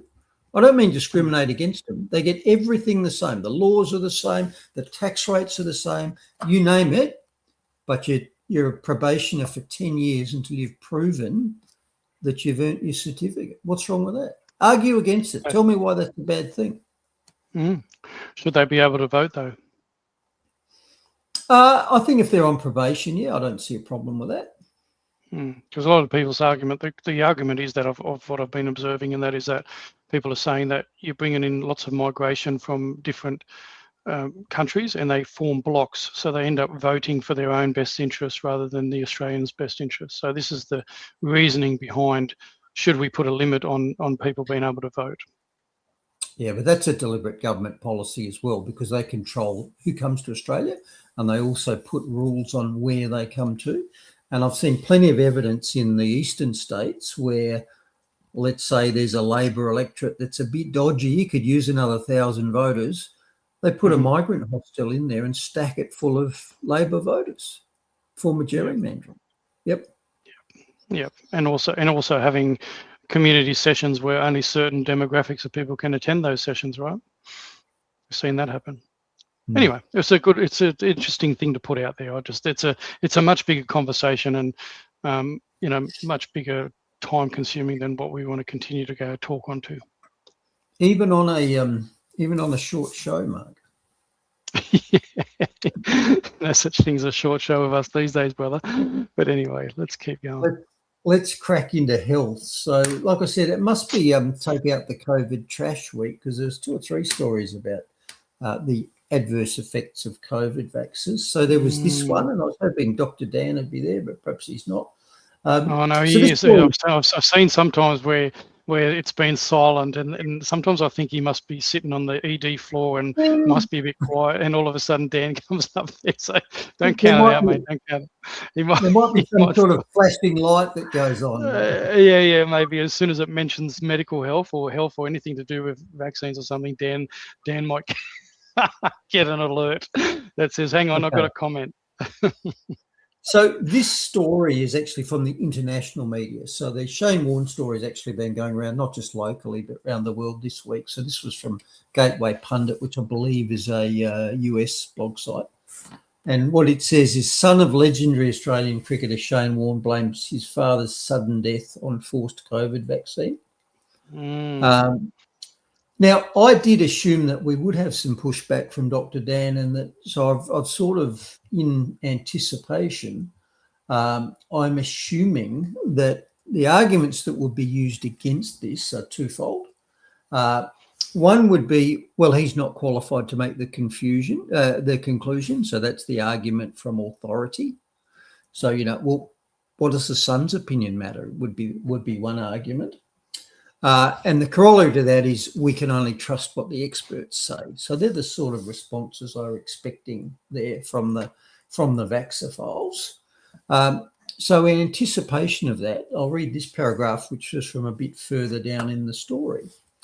Following Warne's death, distinguished cardiologist Dr. Aseem Malhotra from the UK and Dr. Chris Neal, President of the Australian Medical Professional Society, I've met both of them, stepped forward to shed some light on the situation, asserting that his death was likely precipitated due to the COVID mRNA vaccine he received around 9 months prior to his death. So, okay, there's two experts. So if we're going to trust the experts, well, there's a couple of experts who say, yep, well, that's probably true.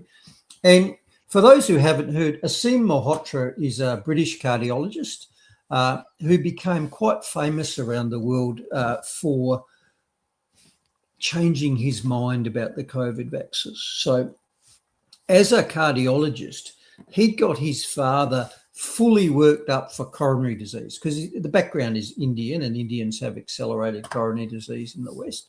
So he'd had his dad put through the gold standard tests, I think like 12 months before the COVID rollout. So, you know, they'd CT scanned his coronaries, et cetera, et cetera. So he knew that his dad had a good heart with good coronaries in it. And then about 12 or 18 months after his dad took the shot, his dad dropped dead of a coronary occlusion. Now, it shouldn't build up that quick. And Aseem Malhotra went, what the hell? You know, I put dad through the full suite and he had a clean bill of health 12 months earlier. What happened? And then he started looking into it. And like John Campbell, the scales fell off his eyes and he changed. So he went from having been in the news in the UK, rolling up his sleeve and also giving COVID shots at Vax clinics, you know, he was the poster boy, to swapping completely around and saying, no, I think these things are dangerous and I think they cause accelerated heart disease. So there you go. Yep. And it's good to see that a newspaper, well, I mean, look, they're probably a little bit more open to information like this, but for them to quote Dr. Chris Neal, and, you know, full credit to Dr. Chris Neal and the Australian Medical Professional Society, done some amazing work, all these people that have put their head above the parapet. So, you know, good that they're getting quoted and that and Dr. Aseem Malhotra is getting quoted as well. So we're really starting to see a shift here, aren't we, like in regards to reporting and so forth. Yeah, you know, it was the Karl Stefanovic thing. There's people sort of daring to put their head up a bit now. Mm-hmm. Not saying that Aseem Malhotra or Chris Neal were hiding before they weren't, but they're getting more publicity now. And it really was a work for more publicity about the bad sides of the COVID shots, because in another American blog site, American Thinker, they did this story. New data reveal a staggering rise in stillbirths and miscarriages after the COVID shot. Now, anybody who watches this podcast, that's no surprise to you. We knew about that quite early on. But here's the data they presented. So it says, VAERS dropped the receipts on miscarriage and stillbirth reports by year. Take a look at 2021/2022. So that's the arrow that I've put in there.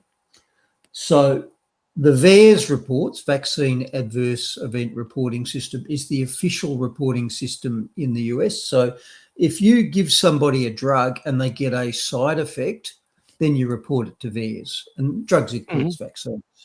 So when they rolled out the COVID vaccines, the number of reports that were being submitted about miscarriages and stillbirths went from 66 in the year before the COVID shots to 5,428 after they were rolled out.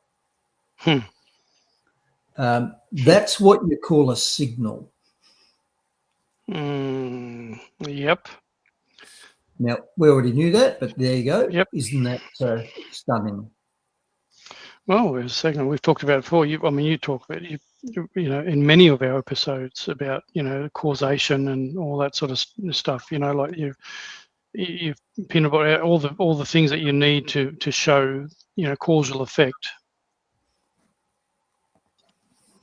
Righto. And like I say, you know, a lot of health stuff this week, but here was a bit of good news, because the Gulf War apparently has interrupted the exports of fluoride, or in fact, it's a fluoride precursor chemical, from Israel to the US. And so this story said that certain municipalities are actually having to drop the amount of fluoride they're putting in their water because they can't get the fluoride to treat the water with, because it's stuck in Israel, and Israel's got other things to worry about at the moment, and Israel's a major world supplier of fluoride. Oh, well, there you go. Well, Now, not a bad why thing, does is it? this matter? Now, I've talked in the past about, here's some of the things that I worry about with fluoride. I think there is evidence that fluoride could be toxic to humans. And the US National Tox Program has just published this and said that higher levels of fluoride exposure, such as drinking water containing more than 1.5 milligrams per litre, are associated with lower IQ in children. So one of the key things is, okay, does this cause cognitive damage? And there are other things. Does it cause bone damage, teeth damage? Does it cause autism? Does it cause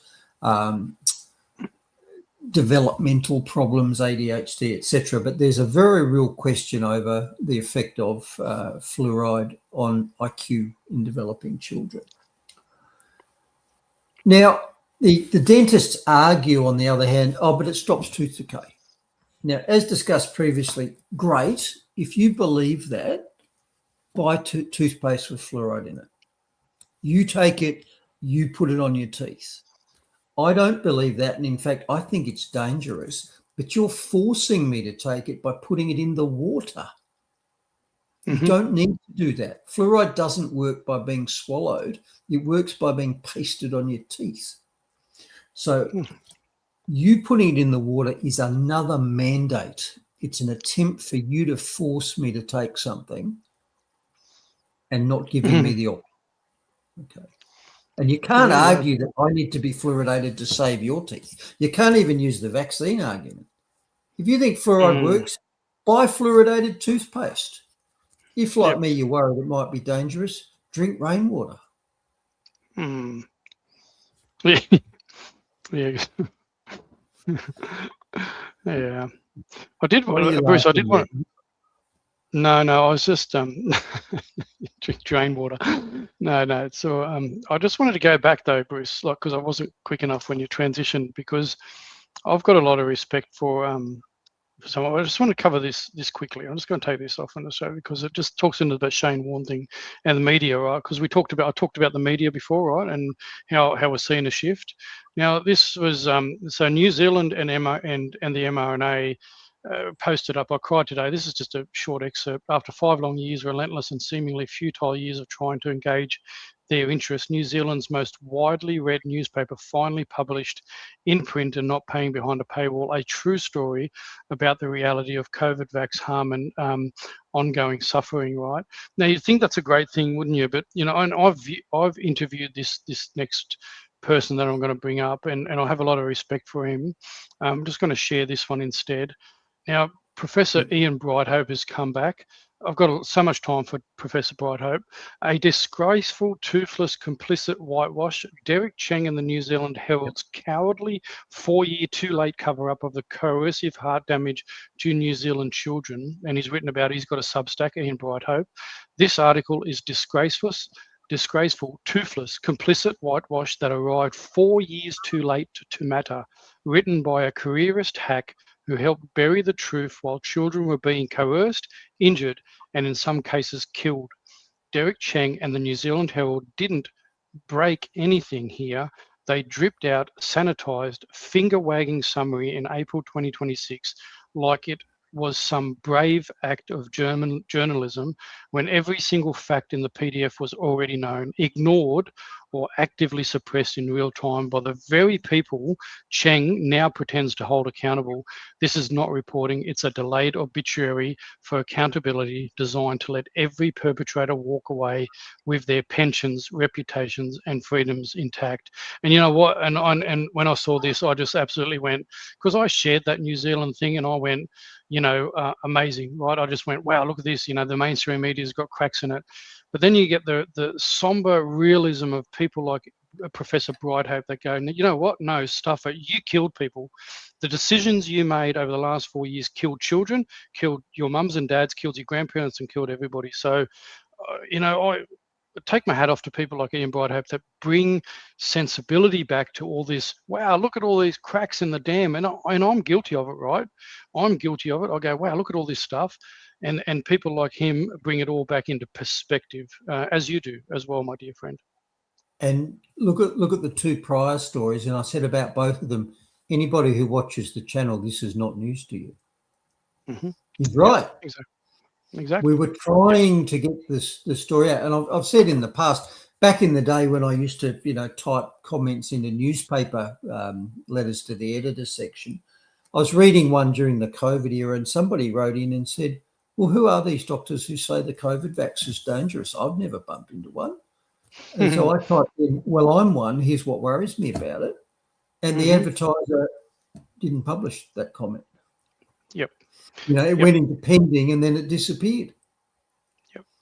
Yep. Every media outlet is complicit. You don't just get to wheel back. And look, we've talked about Karl Stefanovic. Obviously, he's obviously trying to do what he can. He can now. Whether or not he's just feathering his own nest to get on the bandwagon because he's seen the cracks, my verdict is still out on Karl, because some people say, oh, look, but Karl was talking out about this already for a little while. We'll give him some grace and stuff like that. I'm not fully convinced, because ultimately he's making a big buck out of his platform. He's just seen an opportunity. He's probably seen the cracks in the wall. He hasn't had to put his head above the parapet. He hasn't, like you, lost everything in his life. And my verdict, I'm happy to be proven wrong, but I reckon that Karl Stefanovic is just seeing this as another cash cow to ride the wave. I'm happy to be attacked for it, but that's where I'm at with that. And you see the same with you've got Mark Burris now starting to interview people and talking. You know what I mean? I shared something with you today. It's all good and well. The people that have lost nothing, the people that haven't lost their job, haven't lost their livelihood, haven't lost children, haven't lost family members, it's all good and well for them after 4 years to now jump on the bandwagon and say, oh, let's just start talking about this because we've got a platform and we've got our personalities already out there, and we start cashing in on this. I agree with Professor Brighthope. These people, I call them fake. I put all my weight behind people like you, Bruce, that have lost everything. And if people want to challenge that, that's fine. And we get accused of being grifters. Yep. Dr. Dan sort of made that assertion last week when I was presenting the ivermectin stuff from Peter McCullough. And Dr. Dan said, well, he's selling the stuff. He's making money from it. Compare your income as a cardiologist, such as Dr. Dan, to what you can make flogging pills. It's not there. Not there. All right. Yep. No, exactly right. Anyhow, well, as I said, Bruce, you said when we talked or listened to an interview as well. I mean, you give away a career that was paying you $350,000 a year, and I have, as I said, I've got the utmost respect for you because you've shown principle as a human being, and that's why I continue, and I love continuing to, and I'm grateful to be your friend. And that's why I don't forgive Karl Stefanovic, because he can't hide behind I was just following the science order thing. We didn't know. This is what the experts told us, because my initial objections were not based on what the scientists said. It was based on the ethics of it. As I said to Elizabeth Hart, I don't care if the vaccines were safe and effective. Mandating a medical treatment is an ethical abomination, and I will not participate in it. Yep. Good on you. Good on you. Well, I love you and respect you. Thank you, brother. All right. Now, I've got to give a half gazump strike here to Alana Lani. Remember, Jews were the ones screaming about Nazis fluoridating prisoners to make them docile. Now our government's been doing it since the 50s. Right, so I did a little search for the Googles, and I would never say trust the Googles, but it's a place to start, and you can then verify any answers. So I asked the Googles, does Israel fluoridate their water? And the answer was no, Israel does not currently fluoridate its water supply. Why don't they do that? They stopped in 2024 over public health concerns. So 2024. So no, it's factually wrong. 2014. Sorry. Did I say 2014? 2014. Oh, sorry. Sorry about that. But still, so yeah, what's the ethics of being the world's major supplier of fluoride when you think it's dangerous to put it in your own citizens' water supply? Just asking. Well, we should be allowed to ask questions, Bruce, right? Or are we? I don't know. Can we still ask questions? I don't know. I'd rather questions that can't be answered than answers that can't be questioned. Who said that? And where's that one about Professor Brighthope beautifully said, I wish I could write like that. Wasn't that beautiful? Beautifully said, Professor Brighthope. Yeah, no, he doesn't hold back, and he's Substack. And as I said, I come off Substack for my own personal reasons. You know, people like Professor Brighthope and others are still on it. And he does some brilliant stuff, and I loved interviewing him as well. He was quite ill. I think, he was very tired. You could see he was tired, and then he had a heart attack a couple of months after that as well, and he's come good now. So because people commented, and it's like, Professor Brighthope actually looked quite tired in that interview and stuff like that. So hopefully, I'm just wondering whether he actually was starting to have some of the stuff leading up to what happened. But he seems to be going okay now. All right.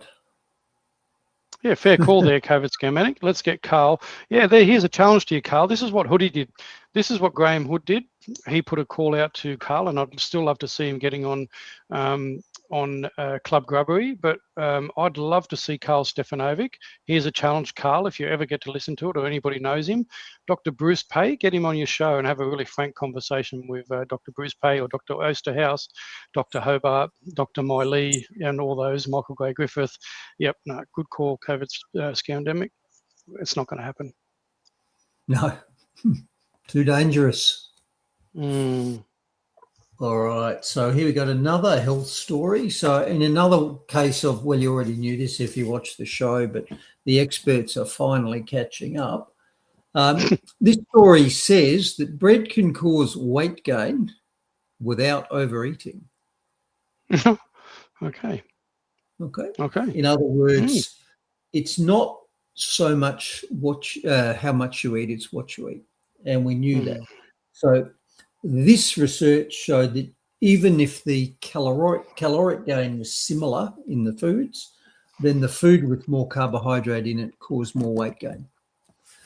Now, first thing I'd say I've used the term calories in the food, and I shouldn't have, because what a calorie is it's a unit of heat.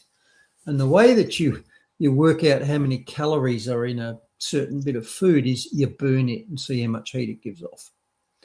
Now, all jokes aside, that is not what we normally do to prepare food for eating.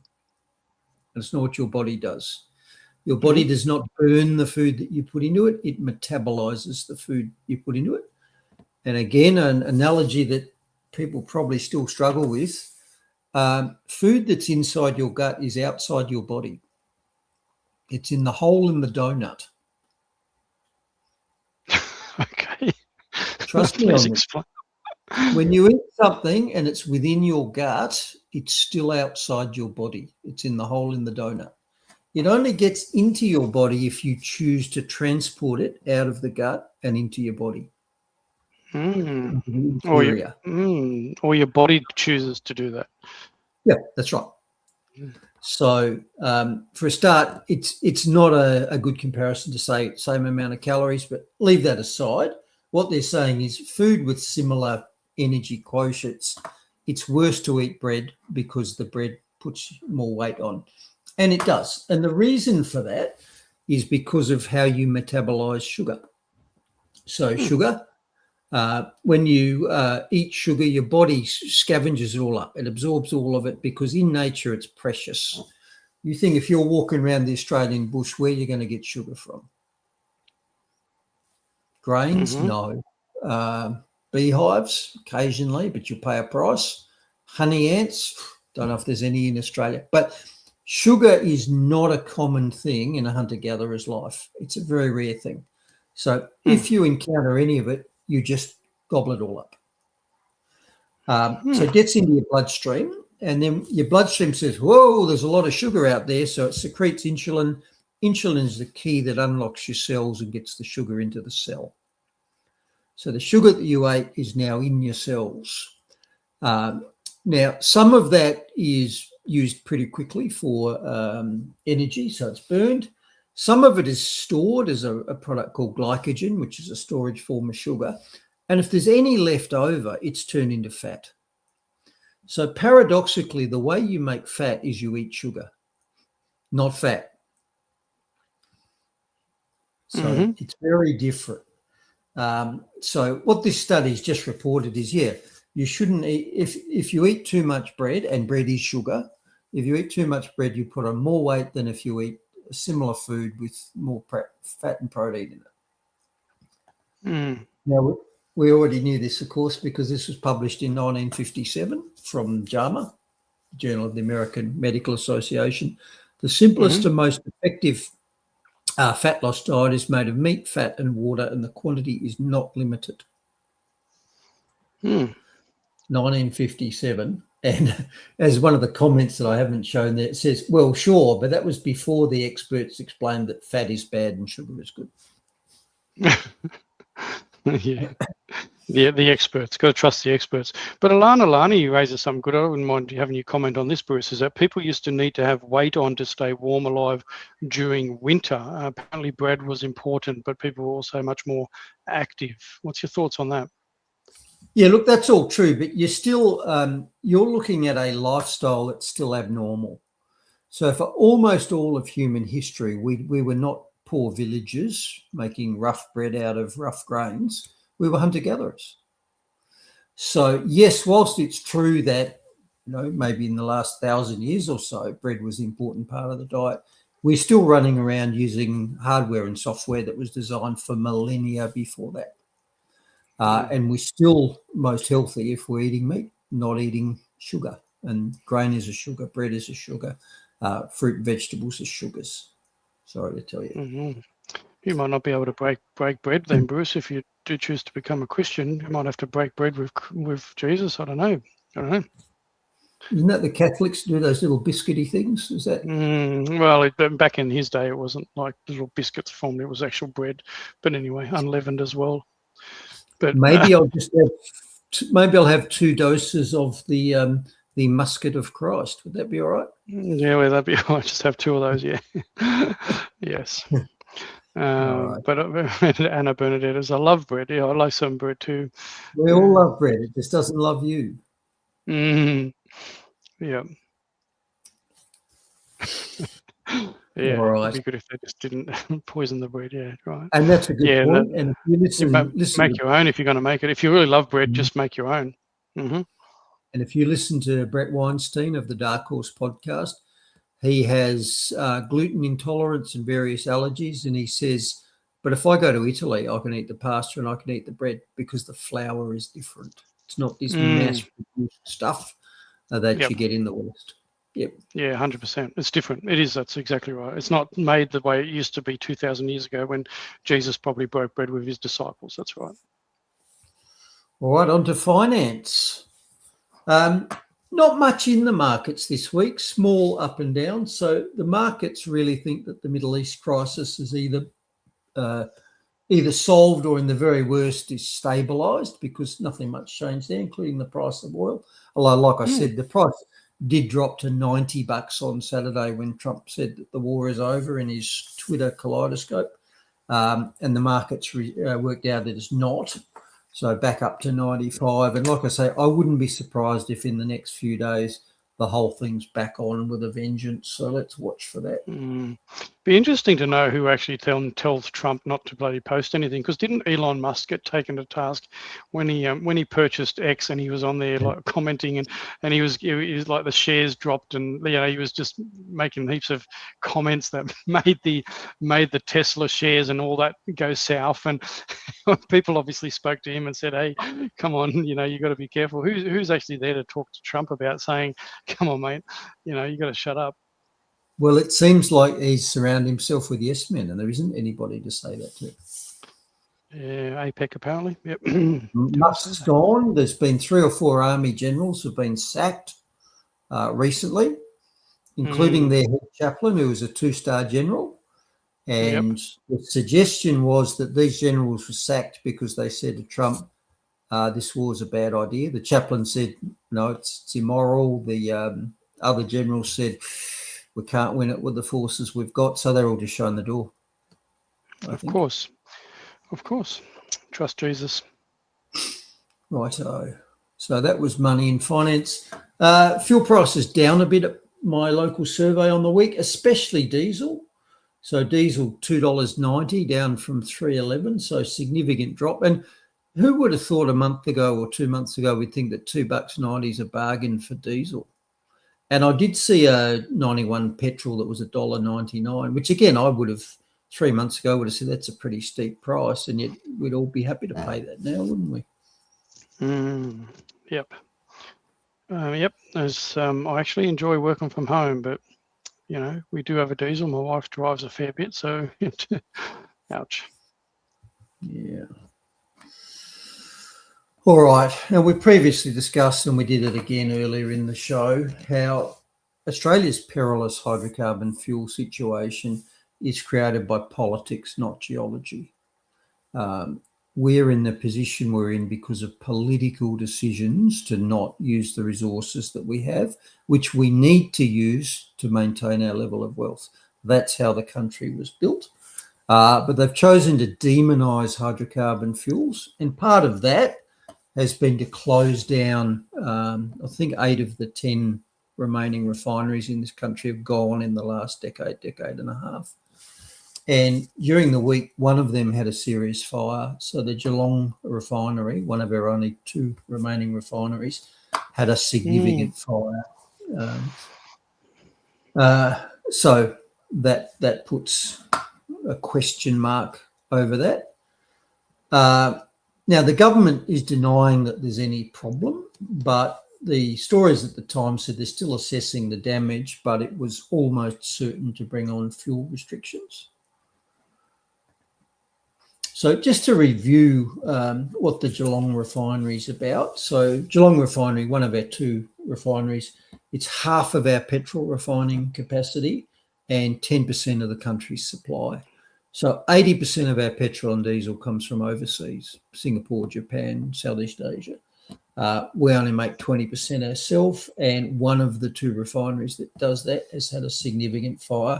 And the early report said it might be off for months in terms of that. Now, I'm a bit sceptical because I know during the Second World War that the Nazis managed to keep producing hydrocarbon fuels despite relentless bombing. They got their refineries up and working again pretty quickly. But nevertheless, this is an ongoing question, and we've had people saying, okay, is this the straw that breaks the back? Is this what's going to lead to rationing, for example? So the government said no, there won't be rationing, and there won't be an escalation in the current fuel crisis plan level, which is level 2.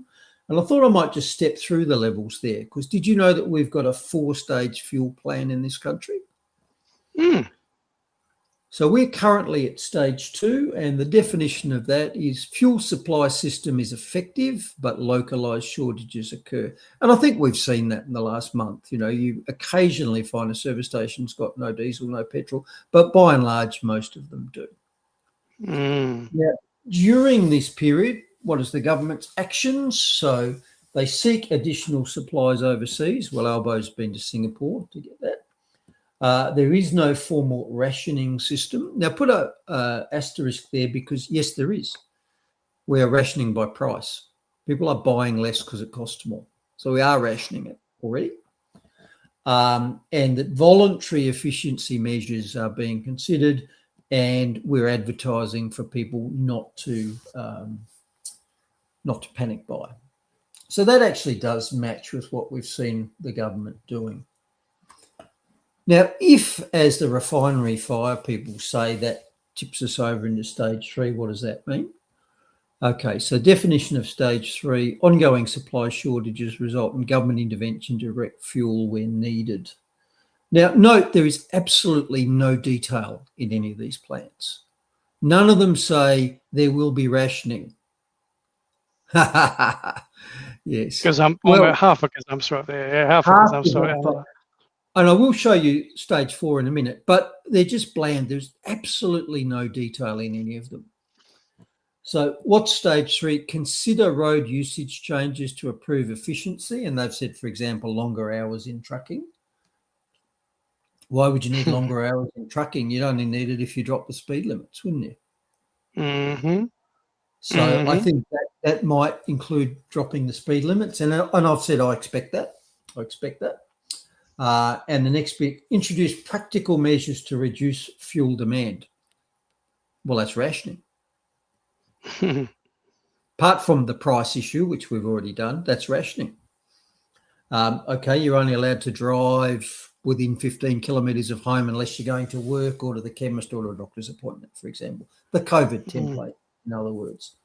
So fill it in yourself. There is no detail, but I think this says lower speed limits and rationing in stage 3. And what about stage 4? The definition is ongoing supply disruptions require government action to ensure critical users are protected and the economy remains open and operating.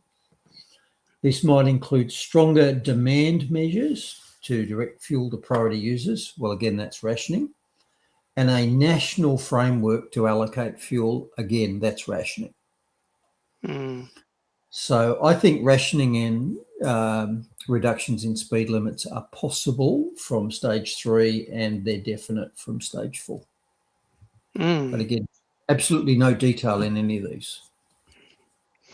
Yeah, very interesting. Very interesting. Now, I'm a pessimist. I don't think the Persian Gulf problem is fully with us. I don't think it's going to go away. I think it's going to get a lot worse. And I'd say I'm more pessimistic than most people. And throughout my life, I've profited handsomely by doing so. So let's see what happens. Yeah, absolutely. I just wanted to share something about that because you were saying before when there was a comment. I just want to try and find it back here. So Alana Lani's gone, refinery blaze was very convenient, wasn't it? Did we all see flight paths from the Oz Defence Force before, during, after the blaze? Now, I did want to share this because it's come from someone that you know, Dr. Paul Oosterhouse. So he's got a comment saying here, why were Australian Air Force drones and surveillance and targeting assets dispatched over the Geelong refinery around the time of the fire? If it turns out they were dispatched before the fire, this could indicate foreknowledge or complicity, and it would put paid to the equipment failure narrative. Something worth checking. So we're not making any assumptions here. So I'm not making any assumptions here, but this is what he's attached to his post. Is some images about this particular drone. Now I haven't had a chance to look into this, but I did see this coming across my timeline, and I thought seeing that Alana Lani's sharing that comment, I thought I might just bring that because I did see it, and I haven't looked into it deeply myself about this. So thanks for chucking that up there, Alana. So yeah. Yep. As we always say, as I always say, do your own due diligence, do your own research. We don't always get everything right that we're talking about, but you know, it's worthwhile checking out everything. Have your mind open to everything. Seems handy if your intention was to wean us dirty proles off liquid fuels. Yep. Blame it on the war. And I do wonder, the government said that the refinery fire will not cause rationing, but they've also said that it will impact the fuel supply. So I think rationing has always been likely, and I think when the government does it, they'll blame the fire. Instead of saying, well, if we actually had 90 days of fuel on hand as we're supposed to rather than 29, then we could at least defer that decision well into the future. I think they'll just say, well, it was all sweet until Geelong caught fire. It's not our fault. Yeah. Yep. Funny about how stuff works, isn't it? Us plebs, what will we know? Tinfoil hat conspiracy theorist cookers. Now, short update on a finance story that we've been following. So we are now 3 or 4 weeks off the next government budget where they announce how much tax they're going to take in and how much they're going to spend and what they're going to have to borrow to make up the difference. And our tax-addicted, spending-addicted governments have been sending messages for months that they're going to tax us more. Great timing, isn't it? Fuel prices through the roof, interest rates have gone up. The government they're going to have their hand out as well. Okay. And one of the things they've been saying is that capital gains tax on property investments will be doubled. Now, they deceitfully say we are going to reduce the discount. Charging me more tax is not reducing a discount. It's increasing my tax level, Jim. Don't lie to me. Yeah. Well, they're good at that, though. That's, what's the old saying? When a politician's mouth's open, you know they're lying. Or how do you know when a politician's lying? Their mouth's open or something like that. Yeah, but anyway. Yeah, that's right. So the government knows that if they double the tax on housing investments, then housing investors will react to that, because housing investments will not be as attractive to them. So they'll do something such as not be housing investors anymore. And this story highlights that. It says, property investors are uncertain because they don't know what's going to happen in the next month. And the government is, again, throwing out these ideas for, yes, what we're doing is going to cause trouble for investors. So we're going to sort that out as well. So we'll make a change. It'll cause a problem, but we'll make another change to fix the problem. So one of the suggestions is, okay, they'll double the capital gains tax on new builds, but not for existing. The other way around. They'll double the capital gains tax on existing builds, but not for new builds. So to encourage people, or stop from discourage new property investors from building new investment properties. So that's one of the suggestions. And notice there they're talking about the discount. They're going to keep the 50% discount for new builds, but lower it for old builds. So what they're saying is, okay, we're going to double the tax on old builds. That's how they really should have put it. Okay. Yeah. Yep. So the government knows this is going to happen, but rather than not doing it, they're going to do yet another program to counter the bad effects of the first program, changing the tax. And this happens all the time with government. So here's another beautiful example we've covered in the past. Governments have jacked up the prices on cigarettes vastly, to the point where it's now worthwhile for criminals to import and sell cigarettes because of the high prices due to government taxes. Now, this story in the Canberra Times said that half of all ciggies now sold are illicit. Now, it's not the cigarettes that are illicit. The thing that's illicit is that the retailer did not pay tax on them. They're not trying to stop you smoking. They're trying to make you pay tax with this. And of course, because the tax is so high, half of all the people who are buying ciggies are buying what's called chop chop, ciggies from China or wherever else that have come into the country, avoiding the taxation and customs system.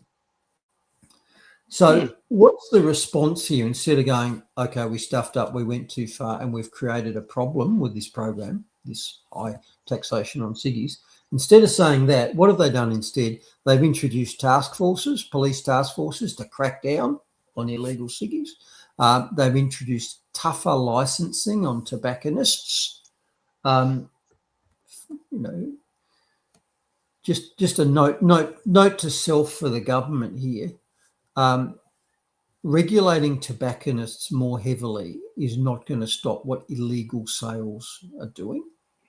Same as tougher gun laws are not going to affect criminals.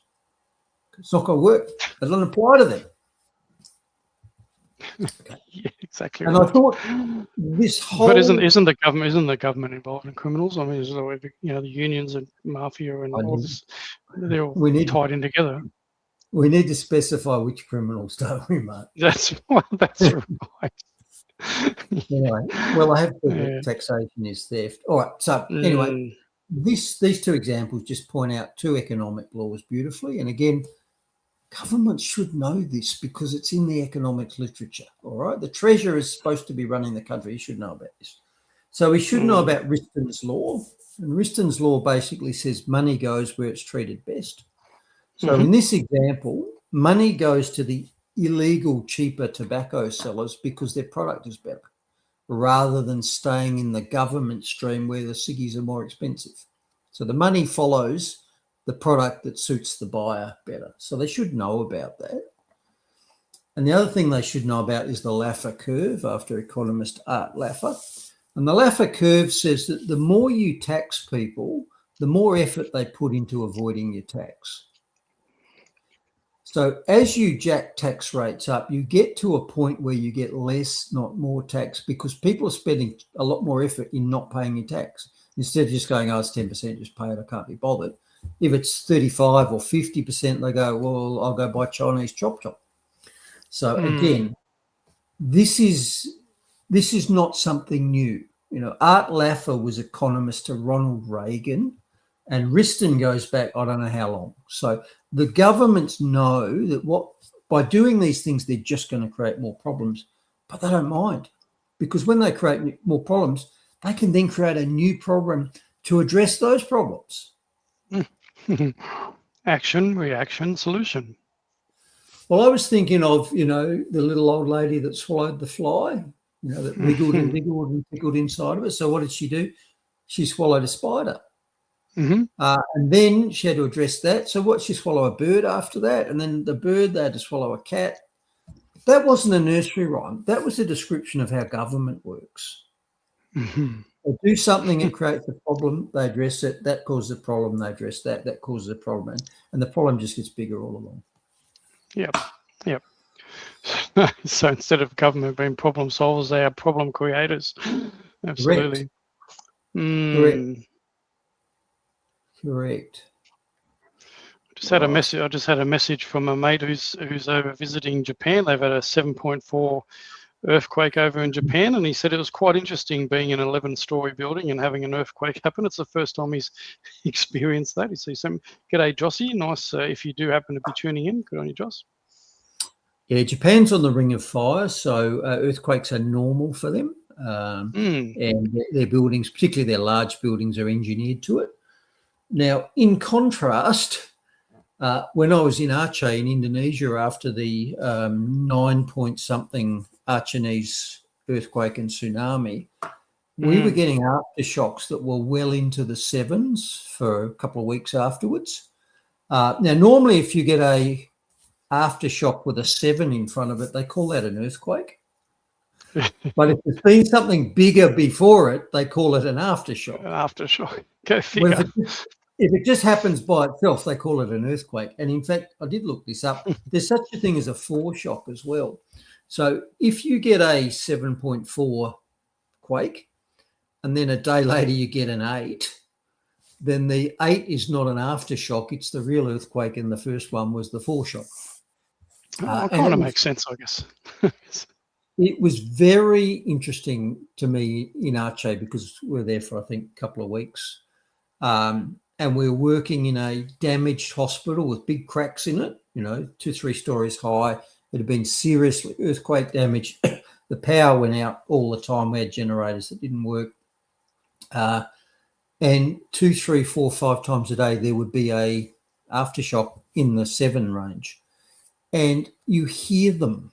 Before the earth starts shaking, you hear this roaring and grinding somewhere off in the distance, and it comes closer, and then things start moving. So in my experience, you could hear the grinding and the groaning of the earth before it actually started moving. And I can remember a couple of times since then, one time when I was in Chunga in the Adelaide Hills, I remember waking up in the middle of the night on my front lawn. And I thought, well, that's a bit different. And apparently there'd been a significant earth tremor overnight. So whilst I was asleep, I had recognised that, gotten out of bed and gotten out of the building. And another time, again, when I was in the Chunga, I did hear what I thought, well, that's a rumbling, distant, heavy truck going past, but there wasn't. And again, there was a story that there'd been an earth tremor. So, yeah, interesting. You can hear earthquakes. You definitely can hear them. Yeah, crazy stuff. Yeah. And I guess you would have seen quite a bit of, definite destruction in those instances too when you were over there. So, yeah, probably. You've been to lots of places where you would have seen lots of definite destruction, mate. I have been well educated by experience, as it turned out. Righto, government overreach. All right. Again, a story that I've discussed in the past. So, a year or two ago when I got my council rates, which by the way were over $3,000 for my 20-acre modest farm in rural Victoria with a dirt road, added on to that was a fee for rubbish pickup, which was about $600 or $700 for 2 bins. So there was the big yellow top recycling and the small red one. So they give you a small rubbish bin to force you to not put it out there. And I had a fight with the council because I said I never use the recycling bin. I just want to keep the rubbish bin. And they said, well, you can't. It's all or nothing. So I showed them my rates notice, which said, you know, recycling bin, pick a number, $400, rubbish bin, pick a number, $300. And after both of them, it said not compulsory. So I said, well, your own rates notice says that these bins are not compulsory. So they said, well, if you have one bin, it's compulsory to have both. And they wouldn't budge on it. So I then tried on a different track and I said, well, I'm a disabled elderly veteran and I can't manage a big bin. I can't get it out to the street. So you're discriminating against me by forcing me to have that recycling bin. And believe it or not, they said, we'll supply you with a smaller recycling bin. At which point I said, Buggy, just cancel both because I really don't need them. There'd be plenty of weeks I wouldn't put them out, or I'd ring my neighbours who've got 2 toddlers and say, look, my bin's half full if you want to, you know, chock your stuff in it. But it looks like that $700 exemption from me might be going away because Big Gov Victoria, trademark, has apparently passed a statewide law that says all households have to be supplied with not 2 but 4 bins. Wow. Not 2 but 4 bins. So you've got your general waste bin. You've got an organics bin. I live on a friggin' farm. Why do I need a compost bin? Exactly right. There's a general recycling bin and there's a glass recycling bin. And there they are there. And like I say, there's that word mandate again. So even if you live in a townhouse, you're going to have to somehow stack 4 bins up there. And it's got to cost you twice what 2 bins cost, right? So I'm waiting to see what happens there, but we might be screwed over as a result of that. Yeah. Now, why is it that our wise rulers are mandating that I have 4 bins when I don't need any? Well, it's for recycling, you see. So we already have recycling. We've got a yellow bin for recycling and the new purple glass recycling bin. Here in Victoria, there are actually these containerised things which pop up in every town where you can feed your 10-cent deposit stuff in it and it'll take them and pay you. Like in South Australia? Right? Yep, 100%. So I can already recycle my stuff if I choose to. But our wise rulers are going to force me to do it. And the reason they're going to force me to do it is because private industry says it's not economic. So if you note there, the reason this is a government rollout is because one of the major recyclers in Victoria has gone bust, SKM Recycling. So they couldn't make it economic to recycle. So what's happened is the government's going to say, this is a bad economic decision for you to recycle, so much so that private industry won't do it. So we're going to force you to do it because you're too stupid to know about economics and the environment, right? Yeah. Thank you, government overreach. It just makes you wonder, doesn't it? It just makes you wonder. I'm just thinking back to that football thing, you know, back in the 70s, it was biffo and punch and all that. And now it's like 9 games for calling somebody a bundle of sticks. Yeah. It's just, no, everybody there's too many people just cop it, right? They just bloody put up with it. Anyway, you pulled the diversity card, you pulled the DEI card, Bruce, because people work out that's what works, right? It's like an elderly veteran. They can't take the bins out, so you're going to get one. But this is what this is what people do, though, right? So anyway, it might not be everybody's cup of tea. It's an interesting take on what Pauline Hanson and One Nation put together in regards to the progressive movie. Check that out because that talks into exactly what Bruce was talking about.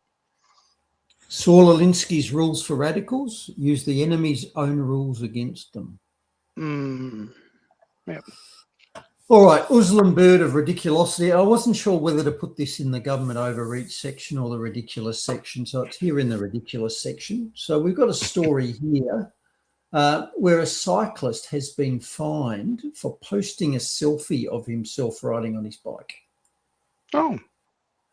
So he wasn't pulled over in the street, all right? He came back from a ride, snapped a selfie, put it on, pick a platform, Instabook, and the coppers somehow got wise to this and went, hello, hello. Now, why was this of interest, or why was this a story? Well, it's a story because the offender is actually a senior copper called Superintendent Johnston, who's been working in traffic and is well known for lecturing us plebs about the dangers of using phones whilst motoring. So he got fined for being a hypocrite then, not the actual committing something, because where's the crime, Bruce, right? Because as you know, a good mate of mine, a bloke by the name of Dr Bruce Paix, he keeps saying, well, where's the crime? Show me where's the victim? Who's been hurt? Yep. But where's I the reckon victim? This fine is all about hypocrisy, maybe. Now, once he was busted, of course, he fessed up to the media and said, I should never have done this and I'm very bad and please don't do it yourselves, which he had to do, like he's a senior police officer. But seriously, where is the victim here? Who is the victim? The only victim here is him, because he's $175 out of pocket for an action that hurt nobody. And I would hope this would be a lesson to him about petty policing. No, it won't be. Now, having said that, I thought, well, that's interesting. He was fined and could have lost demerit points, but apparently didn't, for an offence committed on a bicycle. So I thought, well, that's interesting. You don't need a licence to drive a bicycle. How is it just that you can lose your licence for an offence committed on a bicycle? So I Googled a very good point. Very good point. I Googled it. You can receive demerit points in South Australia for a motoring offence committed on a bicycle, as well as fines. And indeed, you can also lose your licence for riding a horse in a offensive manner, such as being drunk. So drunk in charge of a horse could cost you your driver's licence in South Australia. Did you know that? Wow. So, is that your, I don't know, is that your horse riding license? I don't know. It was like, I wasn't driving, I was riding. What are you talking about? Yeah. I'm riding a bicycle because I lost my license. Now you can take my license away. Well, so what? I don't need one to ride. I don't need one. I'm riding my bike. That's right. Do you need a license for an e-scooter now? It's like, stuff it, man. Like, keep my license. I'm just e-scootering, man. Don't give them ideas. You probably need a license, a helmet, and a training course.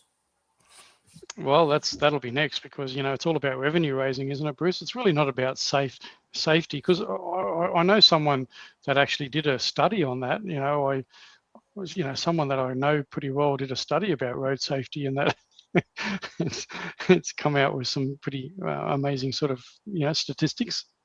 You're not talking about double demerits at Christmas, are you? Yeah, maybe. Yeah. Would that be a Dr. Paix as the maybe, I don't know. We use the term thoroughly discredited, if you don't mind. Oh yeah, thoroughly. That's right. Well, you made it on Wikipedia, mate. So what do you expect? Oh, and am I happy with that? Anyone who hasn't seen it, my profile in Wikipedia is an absolute riot. It's beautifully written. I don't know who wrote it, but he's fabulous. So go on Wikipedia.com and look me up. I urge you to read it. It's great. Yeah, no, definitely. I definitely encourage people to check it out as well, Bruce. But again, just to give Just to give myself a cheeky plug again, you know I'm going to. So this is the article that I wrote up on our good doctor. So check it out. Jump on Faith Culture Politics FCP Australia.com, and you'll find that there, and there'll actually be a link to Cookipedia there as well. So it's in there. Check it out, and you'll be able to see Dr. Paix's Cookipedia link in there. I'm just not sure if I can find it here. Oh, here it is, Bruce. Let's see if I can bring it up. Let's see if I can bring it up while we're on here, mate. Here we go. Does it come up? Hang on. It's opened up a new tab. Here it is. Bruce Paix. Here we go. Cookipedia. There we go. That's the Cookipedia site. So if people want to check that out, former anaesthetist who drank the Kool-Aid instead of the usual anaesthetist occupations of doing Sudoku or day trading whilst their patient is asleep. That sounds like something Dan would do. At no time has he cared for a patient. At no time has he cared for a patient with COVID, Bruce, though he claims he have been many houses full of COVID patients without being affected. He attributes this to the use of high-dose vitamins and a carnivore diet. I'm pretty. Anyway, check it out. It is it's well researched. So good on it. I think Anyway, it's hilarious. Take a it look is. at It is. Take a look at it. Exactly right. I agree. Good on you. I'm disappointed, Bruce, that I'm actually not on Cookipedia. I think, but it just goes to show your stature within the community, Bruce. That for you to be awarded a Cookipedia post is actually, credit to the fact that, and I'm still humbled at the fact that you are able to comment on the show here, and I'll give you the platform. So there you go. Stuffy Cookipedia. He's on my platform. So there you go. Hoodie's in there as well, and I think Michael Brady probably got one too. Of course. Oh, of course. Yeah, no. Of course. Illustrious company. All right, let's take this home because we're nearly there and we've managed to spin it out again. So, all right. Now, when I was looking at that legal services post telling me what you can do on a bicycle or a horse, at the bottom of their website, they had the usual list of diversity and victim poker cards that they will accept as legal tender. Like when you go into a shop, there might be MasterCard, American Express, whatever. That's the payment they will accept. Well, in the grievance industry, they have a similar thing, and these are all the victim poker cards that they'll accept. So the South Australian, what was it, Legal Services Commission, I think. Yeah, Legal Services Commission of South Australia accepts all of these victim poker cards. So they accept being a South Australian resident, and that's disabling enough. Aboriginal, Torres Strait Islander, the multi-QWERTY flag, and disabled. They'll accept all of those. I just wonder whether our friend Lance Collard should have actually had them run his legal defence rather than whoever his barrister was in the AFL tribunal. Because Lance Collard, he held two victim poker cards, the Aboriginal card and the disabled card for his phobia, whereas his accuser, as far as I could tell, held only one, that being the QWERTY card.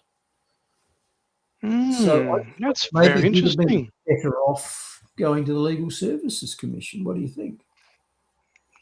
Yeah, well, he's definitely had multiple rights there by the look of it, Bruce, because having a phobia, exactly right, makes him someone that's, got, could be, listed as having a disability, an Aboriginal for sure.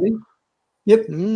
But he didn't have the primary one, that the LGBTQIQ multicolored flag thing. The QWERTY card is what we used to call a trump card, apparently. Well, that might be the trump card of everything, and that's why they push it so hard in our society and try to undermine our kids and different Trump. Yeah. Anyway, just a thought. Now, again, for those of you who weren't watching last week, I did a little bit of a search to find out some unusual phobias that perhaps you could leverage off in the game of victim poker. So we've got globophobia, which is fear of balloons. Because didn't you look up fear of chickens or something last week? Yeah, I did. Yeah, I remember it looked something. It was called something weird too. I can't remember now. So we got globophobia, which is fear of balloons. We've got lacanophobia, which is fear of vegetables, and a lot of children have that. We've got arachibutyrophobia, which is fear of peanut butter sticking to the roof of your mouth. Say that again. Oh, I want you to explain, because there's no way they would have been able to pronounce that. But you having being an anaesthetist and all that, you've read some pretty wild words. Say that again, just so we get to hear it from an expert. Well, I read it as arachibutyrophobia. Well done. Look at you go. There's no way that I would have ever got that out, brother. Now, I wonder, that's arachnids, that's spiders, so maybe they can cling on to things with their that's what it might mean. Sticking? Is that what they mean? They're sticking to the roof? Yeah, okay. Yep, okay. I don't know, maybe that means something to do with peanuts and then phobia. Was that butter? Is it butter? Butyrophobia? I don't know how they get that. But anyway, that's quite interesting. We've got coulrophobia, which is fear of clowns. Coulrophobia. And we got phobophobia, which is fear of phobias. Well, that is very interesting. It's a disability. That would be very interesting. Well, to be afraid of all types of phobias. Now, I've got a fear of those QR codes that they used to PTSD me with during COVID. I wonder what that's called. I'm going to type that in, fear of QR codes. Yeah, type it in, mate. Well, that'll be good. Let's just see. Bring it up and show us. Let's do this. Should you fear? Hang on, shall I share it? Yeah. So it doesn't actually come up with a fear. It doesn't actually come up with a fear, right? It just tells you, should I fear? So does that come up for you? Let me have a look. Hang on. Just another screen. No, not yet. Oh, there you go. Yep. So what have we got there? Here we go. Of course, they got to put an explainer into it. Oh, because you shouldn't, inherently malicious scanning unverified codes. So it doesn't actually. Should you fear it? Let me just research. Fear of word for QR code phobia. It's not a real phobia. Oh, hang on. I think I found something, Bruce. It's all about you take over. Right, here we go. Let's share the right screen here. Here we go. You can pronounce this again, brother. I don't know if that's right. Too small to read, fortunately. Let me expand that. Let me bring this up for you. Here we go. Tetragoniopleurosphoriasemophobia. It's characterized by persistent irrational. Oh, there you go. It's a disability. There we go. We can have a disability now. With a fear. There we go. You can list that. There you go. Are you going to self-diagnose though, being a doctor and all? Can you self-diagnose or not? I knew for my whole life that something was wrong, and now I know what it was. Tetragoniopleurosphorias. I give up. That's absolutely ridiculous. But there you go. There you go. We've proven there's a phobia to QR codes, brother. Enough silliness. And on the subject of phobias, here in the climate change end section to take us out, did you know that climate change is going to push venomous snakes out of the bush and into our gardens? Well, okay. Well, that makes sense. In Australia, the shift in the weather is expected to be especially pronounced along the east coast, where snakes will move from the arid centre into more heavily populated southern areas. Well, that's a scary thought, isn't it? What's fear of climate change pushing snakes into your backyard? Is there a word for that? Oh, I don't know. I bet there's a word for fear of climate change. Yeah. Well, let's. You know what it is? I'll tell you it already. Denier. Right. Yep, probably. It doesn't give you a definition of fear of climate change. Hang on. I can't conceive how that could even be possible, I suppose. No, that's right. Climate anxiety or eco-anxiety is a chronic fear of our environmental doom and distress regarding the climate change. I want the opposite. Yeah. I want fear of climate Nazis. Yeah. Exactly. Fear of climate change. Yeah, Nazis. Look. Anyway, well, we'll just keep going. Anyway, Well, gotta we have a bit of can't fun, keep haven't going, that's it. That's another long one, and I didn't think it was going to be, and I hope we didn't waste people's time. No, well, we've still got people commenting, so some people are still on board, Bruce, so that's all right. Eco-fascism and right-wing environmentalism, maybe. That's what it comes up as, brother.